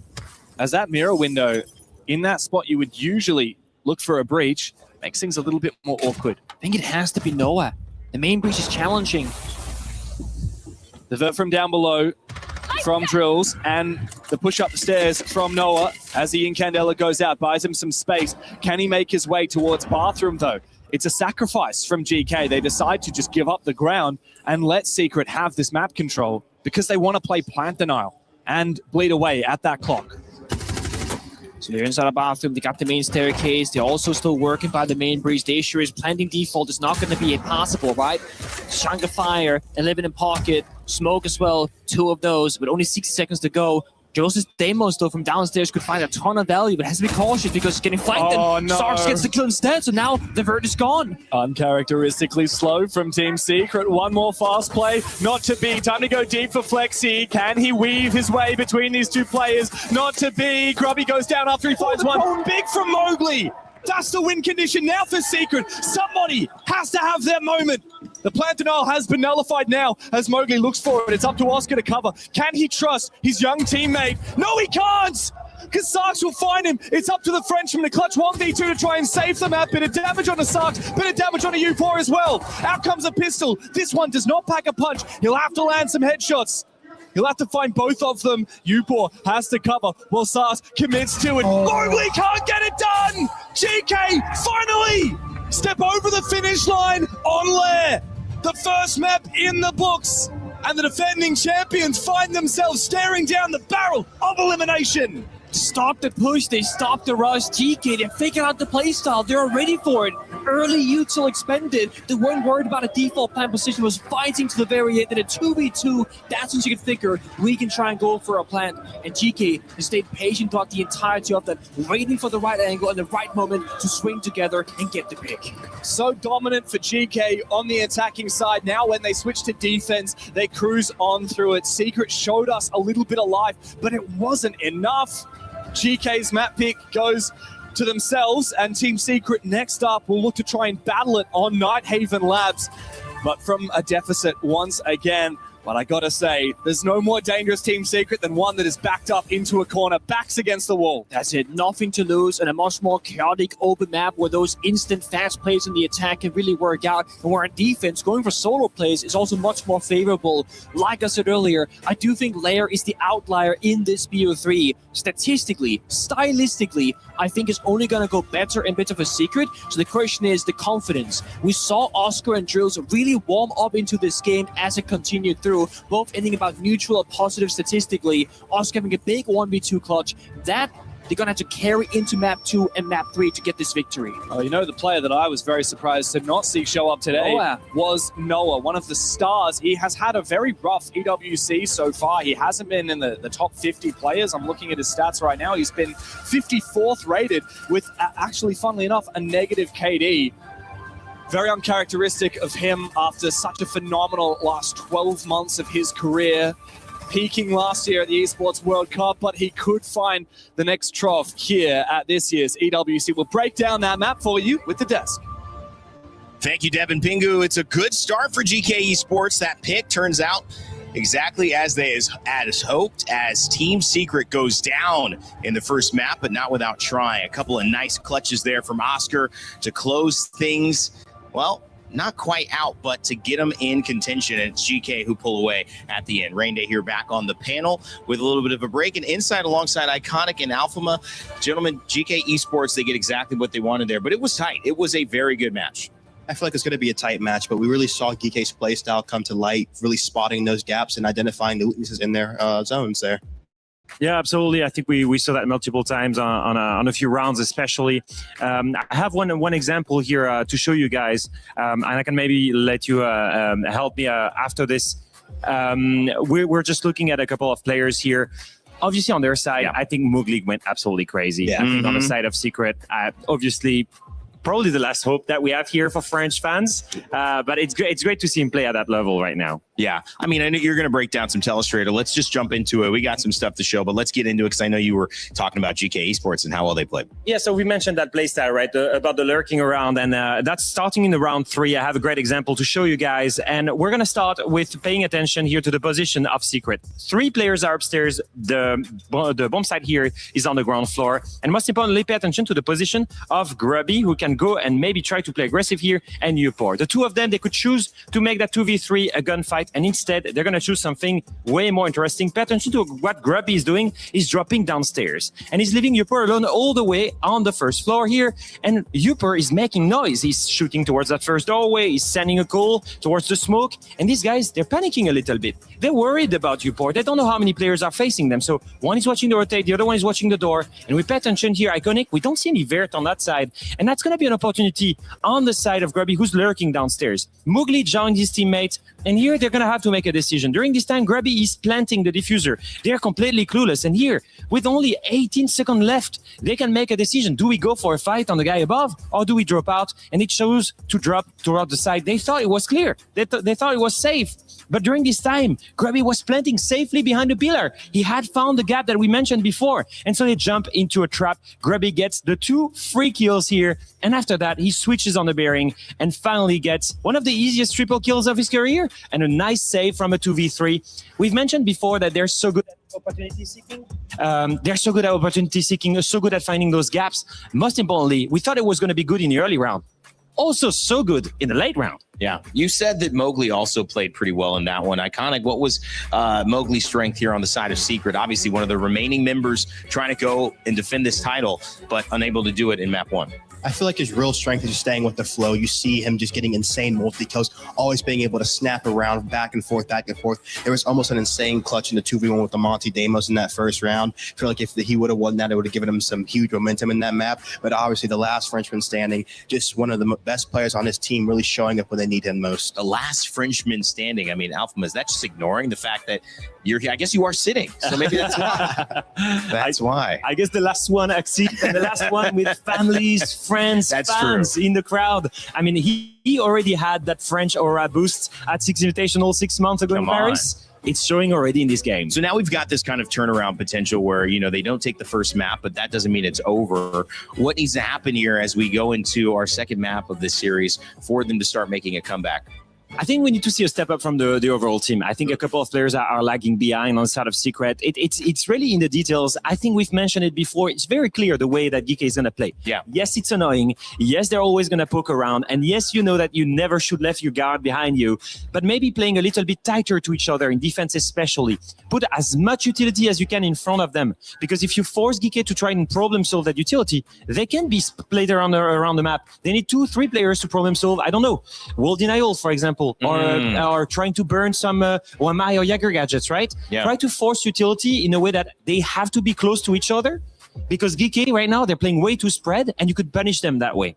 What do you think, Iconic? Like you said, the team, I feel like you kind of saw a little bit of the nerves coming out that first map. Yeah. Players being a little bit slow. Of course, the more notable players on that team, the more experienced players coming out. But you really need the whole team making sure you're reacting together, because GK, like Alfama said, they're going to test those gaps. So if one person's not reacting, you're going to be losing these rounds really closely. And you see how tight of a series it is. It makes a difference, one kill between the other. And I feel they got out to that slow start on the defensive side, not putting enough aggression and pressure onto GK. Yeah. It just made them really comfortable there. So I feel like look on the defense side to really get in their face, make them aggressive, start making the rounds more dirty here. You know, I'll have a question about that in a second, because as someone enjoying watching some CG sports, it's great to see the differences between attack, between defense, who sets the tone, who sets the pace. I know it's matchup dependent, but I'm curious as to who's got to do it heading into our second map of the day. But the question is, can they do it? Team Secret come into this tournament in France trying to lift the title yet again, but there have been doubters, there have been questions. Some of those will be answered hopefully shortly here on the stage.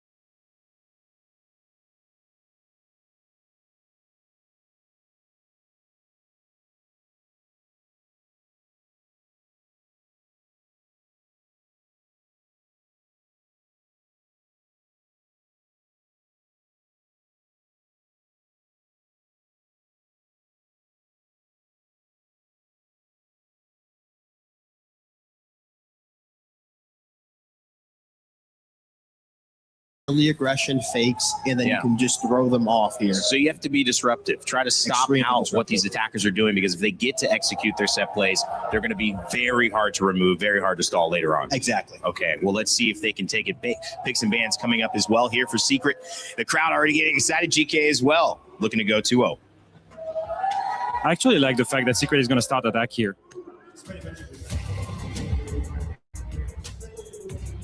Denial, and at this point that means that they can go and breach things more easily. You mentioned it before, right? IT wall getting that breach, connector wall being breached as well. This is the kind of things that we want, getting in the building quickly and starting by being proactive. Bring the pace to their play style.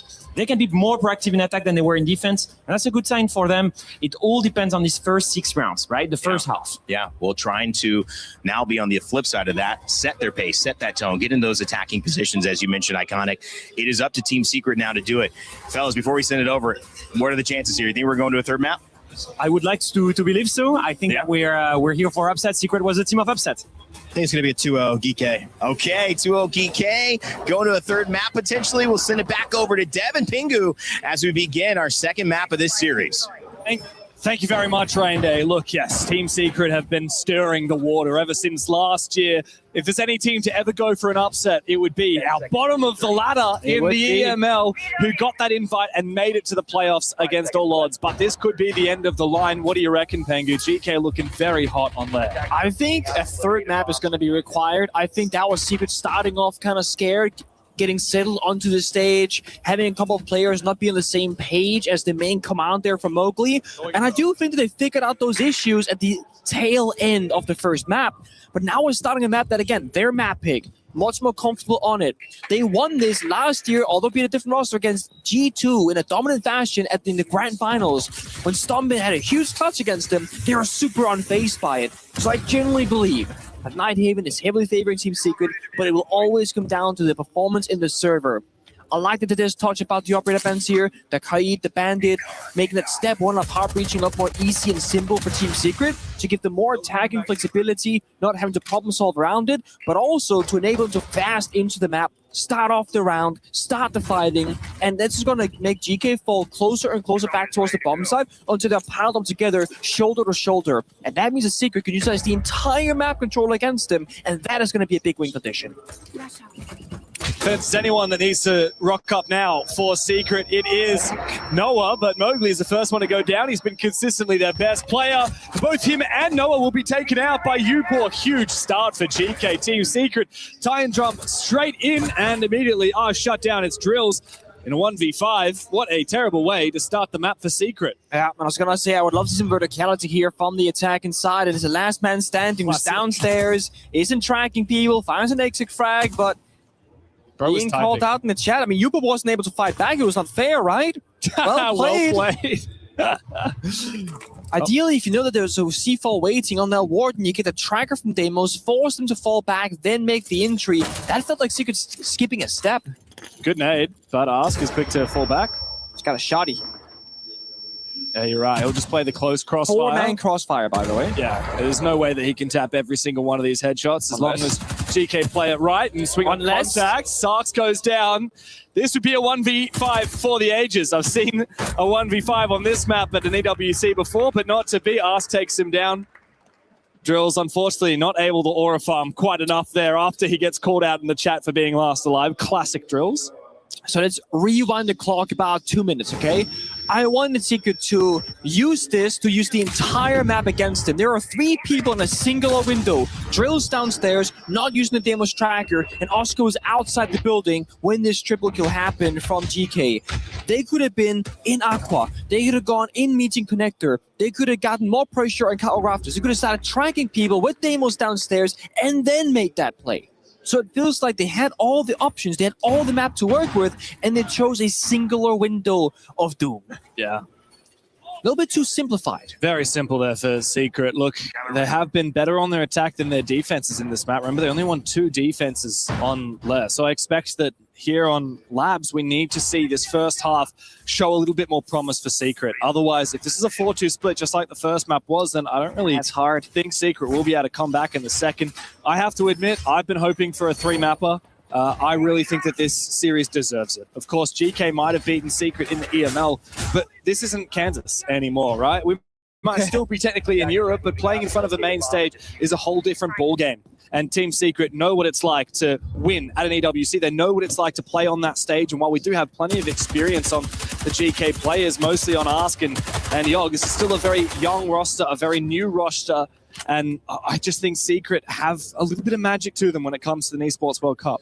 I think there are two ways that you can go for an attack right now. The first playstyle is you find the isolated roamers here from GK because they are playing quite far apart, like the disc was saying. That's your first playstyle. The second option is you want to attack from 3 separate areas, on the basement, on the top floor bomb site, on the tertiary bomb site as well.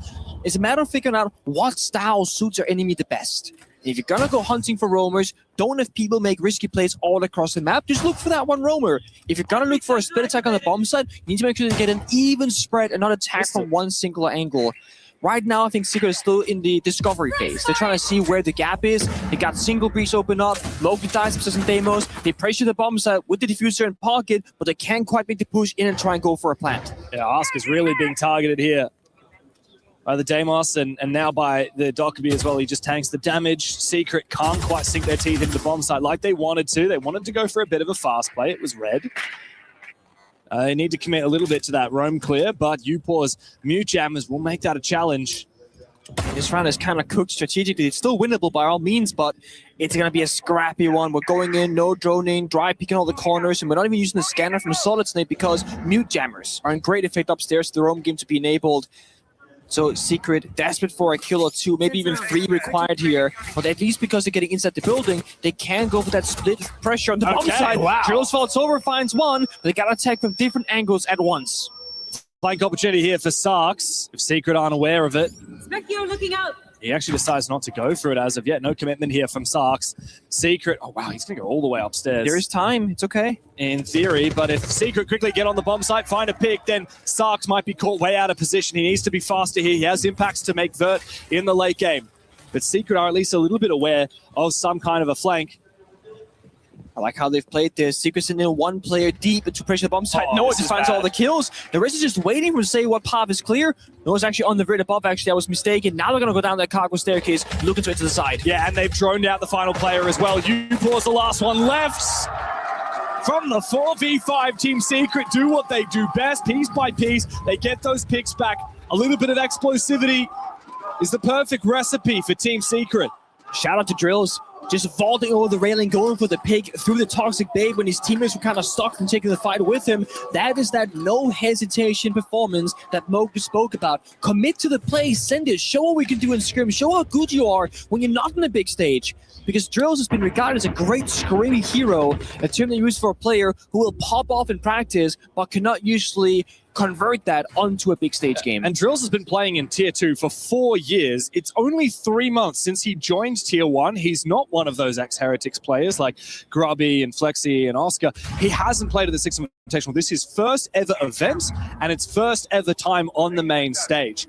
In the online stage in the last couple of months, Flexi debuted with a 116 rating. That is unbelievable. His EPS is through the roof. He's fragging out like crazy, which is great for a young up-and-comer.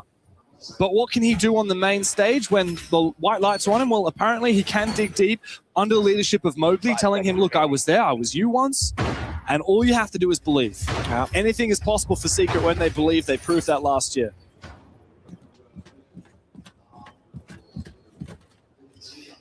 Tertiary bomb site is quite a tricky task. It's kind of easy to defend, kind of easy to attack, but also hard at the same time. It really comes down to the initial kill. If you find that a one anchor by the side because he oversteps or swings the wrong angle, you get that kill, opens up the whole round. Likewise, if you get top floor control with the roam clear, same story. You do a very usual top down, get the vert, set up for a plan, go for it late round. Just got to worry about the C4 in basement, which in this round there's none of. This does feel like a bit like a Giga that wants to take fights, right? The Ella, the Asami, the Denari. It's not going to be a late round plan denial. It's going to be probably fall the roam. Mowgli with the CAG charm. That's a classic. I love to see it.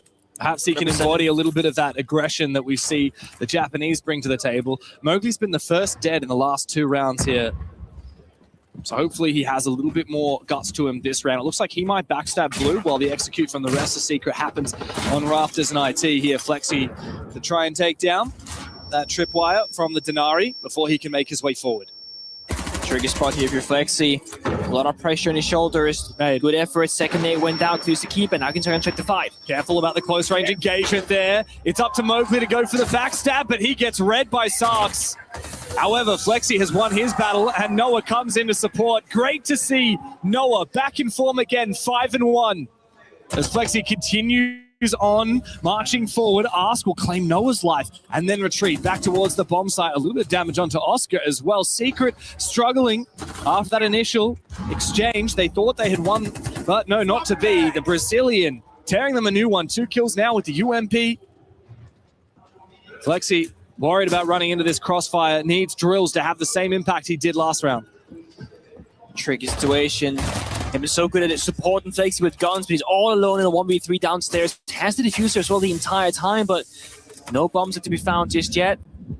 Grismart's going out as well. They know exactly where he is. Plenty of time to work with, though, but not to be. Yaga from far away lands the shot with the Scorpion from Ella.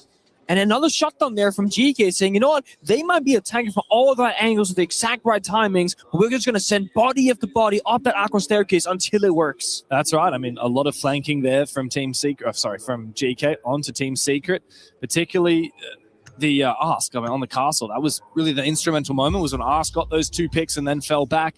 Even though Team Secret are pretty good at heavy hitting and rushing, the fast plays, GK are starting to read into it. Even little things like Mowgli shouldn't be dying, just dry peeking a shield. That should just never be happening. He's playing the striker. He's got nades. He's got flashes. Theoretically, it's that when they get the kill with Blackbeard on the frontal push, the guy in Aqua Hallway should be looking behind him because he's afraid of the flank, but he just stuck his guns. Like, Sarks never looked behind him fearing Flexi. He was waiting for Mowgli saying, I will go 1-for-1. It's also a deployable shield, so even if he did peek towards the Blackbeard, he could be somewhat safe to the player behind him, sitting behind that shield. It's a tough spot. You can maybe make the argument that if that Flexi is successful in the first initial push, Mowgli can just stay outside the Aqua door, watch the staircase for the run back. They know Sarks is stuck in Aqua Hallway, and then you make Flexi go in for the kill, then Mowgli gets enabled. But Secret would love to get explosive with it.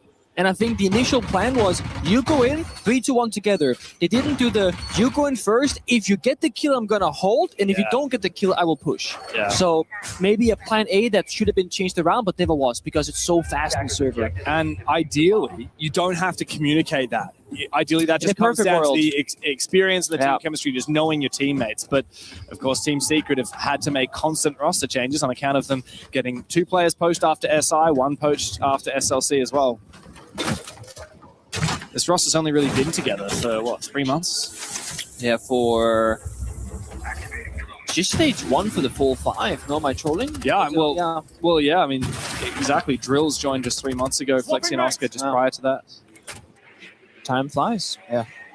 3 months, I mean, longer than I thought, honestly, but yeah, that's the nature of a stage into a little bit of off-season into a LAN final. Yeah. That's how it goes. Now, Secret have changed the pacing a little bit slower in this round. Backside pressure from Oscar. That's the one of the 3 spears that I mentioned, right? So IT is a pressure point. Backside here in meeting is a second pressure point. And then you ideally want the third at some point in the round. That's going to be either Aqua Flank, where we saw Mowgli die last round, or Garrett's Catwalk Rafters. You get 3 of those 4 in position. Now you have a great attack for an execute later on.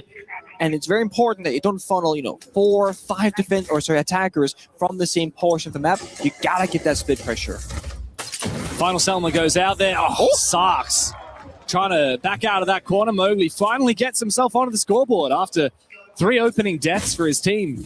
There's the Garros Rafters. That's the 3, and that's IT. That's 3 out of 3. Oh, big chance now for Flexi. Can't get too close unless if he goes for the dash, but no.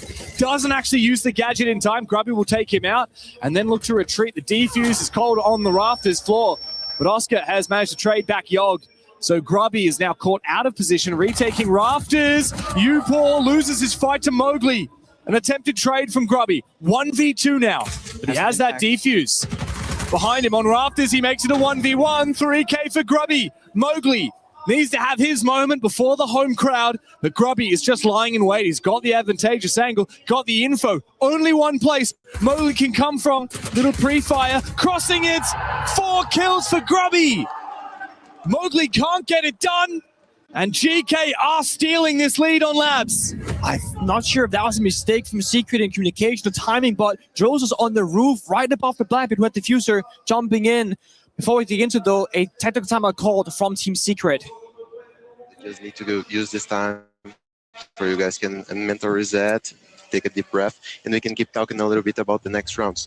For basement right there, if you guys want to do a fast play onto this guy in kitchen to isolate him, I think we might have a path to go deep into Soda and just push deep into side just to make it a little bit simpler, you know, because we are losing ourselves a little bit into this mid round over there, despite they already being very good. So I wanted to simplify this stuff a little bit, you know. Yeah. Even bait, maybe that's something for side to make people move or whatever, but the main play you guys can do there. Just isolate 3 guys onto kitchen over there to get that guy, and then we develop the round onto the stairs, you know. Yeah, guys, we're not losing these rounds based off what they're doing, guys. We're losing these rounds off of just not playing together, guys. We're playing together and we're going to be good. We're doing so good. Come on. We need to keep the Good point there from Noise in there. We're not losing because of what they are doing, but our own shortcomings. That was going to my point that I was talking about before the tag timeout.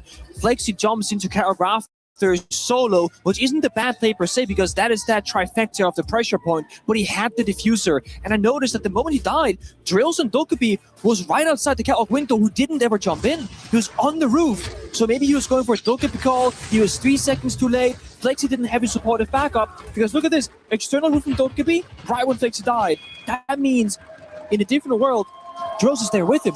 Asami walks up for the melee, Asami dies for free from the window. So teeny tiny mistake, the entire run falls apart because Secret had the bomb site, but they never had the case. You play that round 5 times again, probably going to get around literally 4 of those 5 times. Yeah. And look, we talked about this at the start of this map. GK went 4-2 split on their attack on Lair and then managed to convert it with 3 rounds of defense. If they get 3 rounds of defense here, which they have already done, I mean, their attack should be very powerful. Secret cannot afford to lose any more rounds in this half. Realistically, they need to come away with the 3-3. Otherwise, they'll be on defense against those very tough GK attacks. Yeah.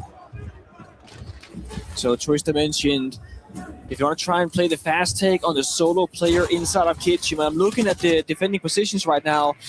No one's in Kitchen. No one is in that isolated spot on an island for a fast clear, but that foundation of going Kitchen can still work. You can convert this into a soda machine, down the exo stairs, work together with the main breach. The only question is, what about the verticality? What about stock? That's going to work against you. So I think Secret right now, they're communicating. Are we going to commit? Well, the entry of Noah is here, so this is going to be the main push. When they get to a certain point of soda machine, though, they have to contest with Grobby on the castle. He's playing an upstairs position, trying to lock down the hallway, protecting the vert player right behind him as well. Oh, Oscar's managed to find the pick onto us. That's a big one to take down. No more pulse, active util. Information denied from GK. Player. It means right now no one's in the bomb site.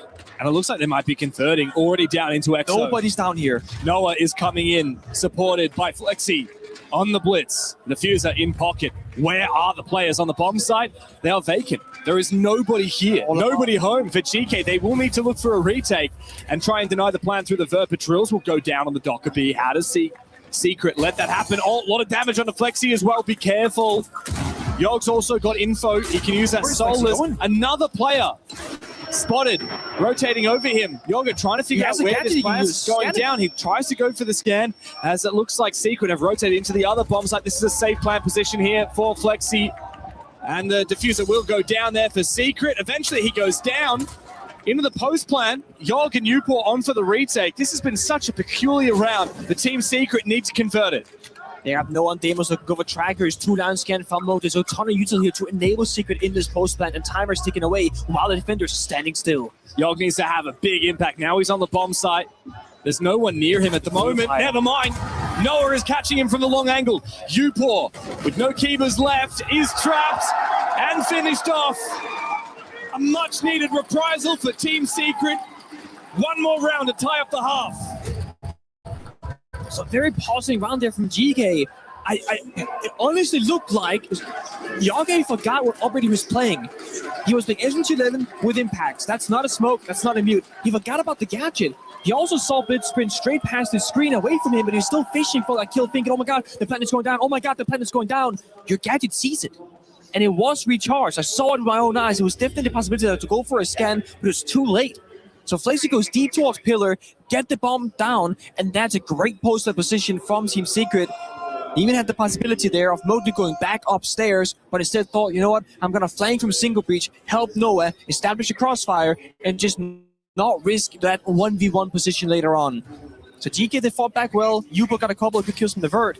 But once the bomb goes down strategically, that's going to for the attackers like 85% to 15% of defense. Yeah, I do wonder how much GK were affected by Ask being the first one to go down. The Pulse had to do a lot of heavy lifting for the info gathering, and I can only assume Ask is doing a lot of the calling as well. Yeah, I mean, if you're the sole anchor player in your Pulse, it's very important you don't expose yourself to any external areas, because Oscar found the kill from outside the building. You should be on your scanner, on a non-bangable surface, and just you have your players above you in the verticality, watch this double breach. The only threat is going to be the single walk-in, but that's where the pulse scanner radius being buffed recently. It'll see any attackers in that area, so you're not the playmaker. If you're Oscar in that case, you're AFK, you're just simply staying alive, because if you die, you give them full bomb site access, which is exactly what happened. It's about to get hot! Final round of the half. Team Secret sorely need it. And they look to attack the tertiary bomb site. It's control here for GK. No info from the Pulse, but last time around, GK won this because they won that roam on the top floor. Ask managed to fade away with 2 kills before forfeiting map control, but the shield play was good on that top floor as well. Secret now breaching. IT, what do they look for next? How do they actually sink their teeth into this building? All about the opening, all about the pressure. I said before, bomb set is very rushable, if you will. The moment this gate gets burned, it's going to show it that that's what the plan is. They want to go for direct attack. There's no way you can go for a plan here. Come on, Yoga is trapped inside of the bomb site. He finds one on the 9-degree angle. The Candelas find nothing. This is too risky from Team Secret. They didn't do their due diligence. They cleared above the bomb site. They cleared below, but they didn't clear the bomb site itself. It's too linear, it's too simple, it does not work out. Oscar falls, Drills falls as well. This could be a complete flawless lockout when one player standing. It's Noah. Noah had to be the player to get in the building and take down that site defender, that anchor for GK, but instead he fails at his job and finds himself in a 1v5, which he'll quickly make into a 1v4. Not that it'll matter. GK look to find 4 rounds in their defensive half. One step closer to knocking the defending champions from the tournament. With a screen peek there onto his teammate's drone, perhaps, to get a bit of intel. He got a yellow ping, but it's not exactly on the money, so he goes for a different location, expecting that boost spot by the chassis, but that's not where any defenders are hiding at. Jockey right beneath him, though. There's 40 seconds. No, you're wasting precious seconds, but we all know that this round is probably over. Little health to his bar, no real intel, and no teammates in the server. It's only a matter of time before he's going to die. I mean, this round is dying a very slow death, just like Team Secret's chances of surviving this quarterfinal. It's looking rough. Fantastic half from GK on their defense. 4-2 split as we move into the halftime timeout. Let's hear from GK. Each 6-7, 6-7. Yeah, I mean, you already know the setups, like for top floor default strat with Azami and Fenrir. Yeah, only one thing for a top floor actually, that like Oscar might go for the clash hiding, so just make sure that you check if he's like watching the comms, you know, like the default trigger for like the guy hiding the op.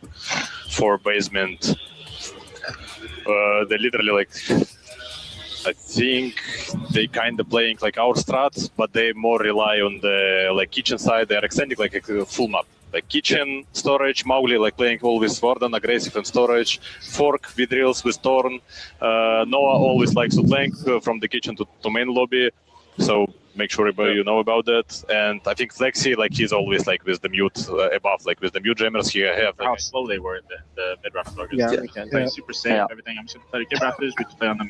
Make sure that we, guys, I'm gonna start an IT with the C4. Okay, we're banning Ace and Thatcher. I need one of you guys to hold verts into storage. Okay, for the Sophia below. That's right.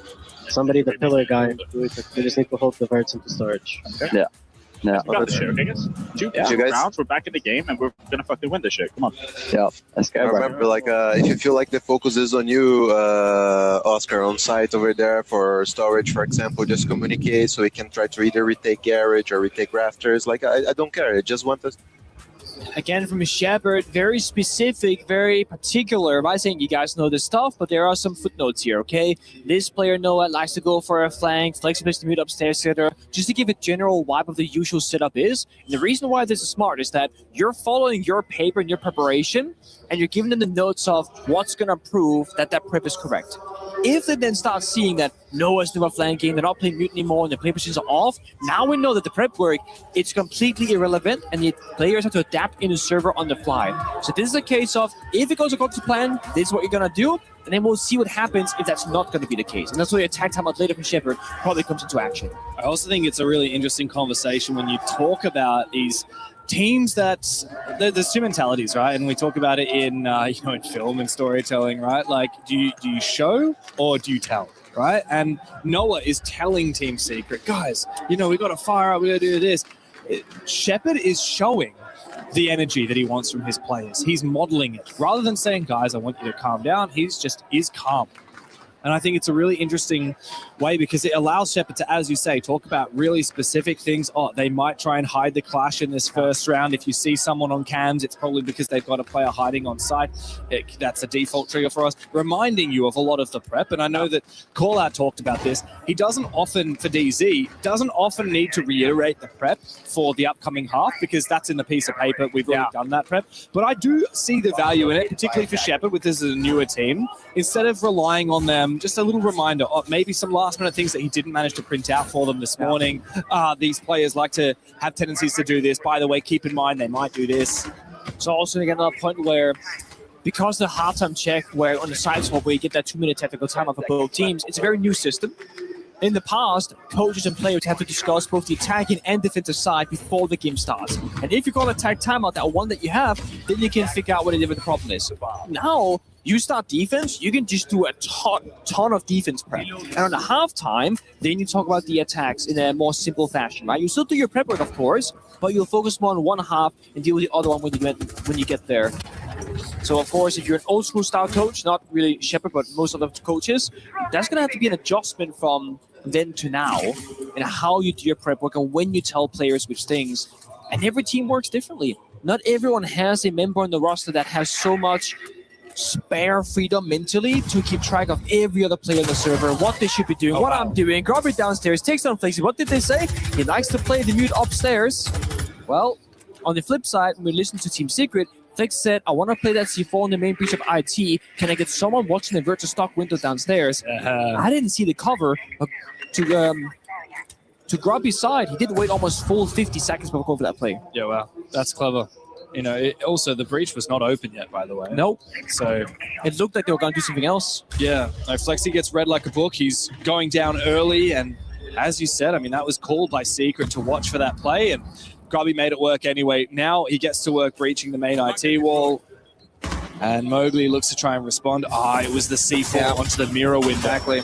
I see how it is. That's why he wants to be watched vertically. So a big counter play to open up the round for GK. And I feel a bit concerned now because just like on Nighthaven, on Lair rather, the first map, it feels like Secret are just kind of falling apart step by step, and then they're going to fight with his backs against the walls. But the further they go into towards the bomb site, the later in the round it gets, the worse it gets to take the gunfights, because that's going to mean more GK members in close proximity, much more together, and after they spend their valuable gadget to enforce themselves into a much stronger position. The air jabs are down for the flank watching. They've done the verticality, they've done the half reaching, and now against all of that, that's when Secret have to take the fights up against the Monty. It feels kind of unwinnable from the viewing perspective right now. Yeah, it feels like Team Secret have good energy and good firepower, but they're lacking that substance. Free kill right here. And this is going to be a free. They're not even on camera. They're not watching it. Goodbye to Oscar. How's that GK are storm rolling Secret at the moment. Drills needs to try and find this flank. Sark looks away at just the wrong moment, and Secret find a lifeline. Quickly to follow now. Drills needs to get active. 1v1. Makes it a 1v1. Three smokes. Ask can flash him out, but he does have 3 gases, as you say. The bomb site is still upstairs. Drills seems committing to this fight. He's got the shotgun in close range. Ask will look to double back, get that defuse, and look to try and plant. Drills will need to close this distance. He has the gas. We'll be able to get a bit of damage onto Ask, force him back, but that's not going to be a kill. And the long angle as well from Ask. DMR with the hollow sight. Drills has his last gas bait, but he doesn't know the angle. Gets Akrip with the shotgun. Ask takes him down with the bearing 9. GK are just 2 steps away from knocking the defending champions from the tournament. Again, a very small blunder. Literally misread there. Had to talk to Babe for the counter. Shot counters at into 11 for the first gunfight on far distance. What a read there onto Flexi. No yellow ping, no Munch to help him, just good knowledge. But this right here, leaving a gap on Aqua. What did I say in the first half? 3 pressure points, IT, Garage, and then you can do Aqua, you can do Meeting. It is such a common thing to attack, especially with a shield from the exterior Aqua door. And to make matters worse, Secret had 2 different defenders whose job it could have been to watch it. A player bottom of the staircase could have seen it, or the person that was playing prone in the middle of the bomb site could have done the same thing. But it's not communicated. No one has that, guys. What are the gaps? What are we watching? If no one says they're watching Aqua, someone's got to get, guys, we need to watch Aqua. And on the other side, not really blaming Flex here, but he did die first. If he's watching cams, not his problem. If he's spectating the different player positions, it should have clicked, guys, no one's watching Aqua. Hey, somebody has to watch it. But nobody helped each other get there. Yeah, I think Secret is starting to capitulate. They've been so close, and it's a miracle that they even made it to this main stage in the first place by taking down their longtime rivals, the Falcons. The 2 last men standing from last year's champions are on the verge of elimination at the hands of a new rising star, a new underdog, the new dark horse. GK looking to supplant Secret and take their spot as the only European representative remaining at EWC. Frag grenade out. There is one thing to it, right? The closer you get to victory, the further away you can also get mentally, because you start feeling that success. You're back, oh my God, we're doing it, guys. I'm reloading. I always talk about risk assessment, and that's what I'm talking about here as well. When you start becoming afraid of making the play because you're so close to being the victor, GK have to keep up this pressure, the playmaking ability, shutting down the pushes, or in this case, shutting down the sit-ups. Just on the fire, Dokapikol, Deimos tracked. Not really applied pressure physically in the server, just with all the gadgetry. He's going to be sticking around. Flexi supporting him from above. Noah from beneath. Only one gap this window right here. Sees the shoulder of Hibana. Doesn't want to take the fight because he doesn't have to.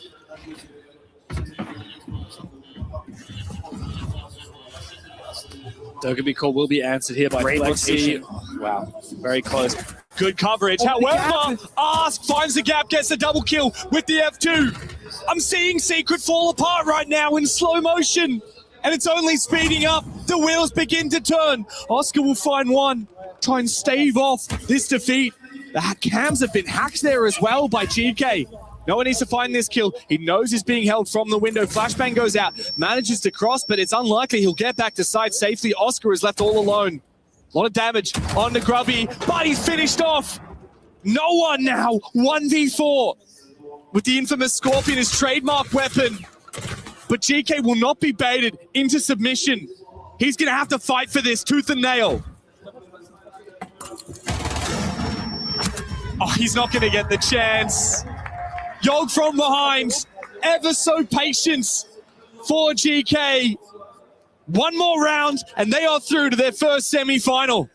Such an unfortunate way to lose the round again, right? They tried to rotate who's going to hold which angles with the Dokapikol going out.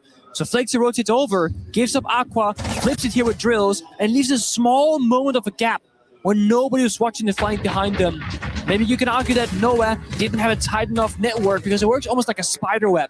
When I set up this kind of flank position, or the roaming position, so that you kind of have feelers everywhere on the entries where the fighting can happen. And there's a gap in games room, a gap by the window. Noah was only holding on to kitchen and main lobby. So that team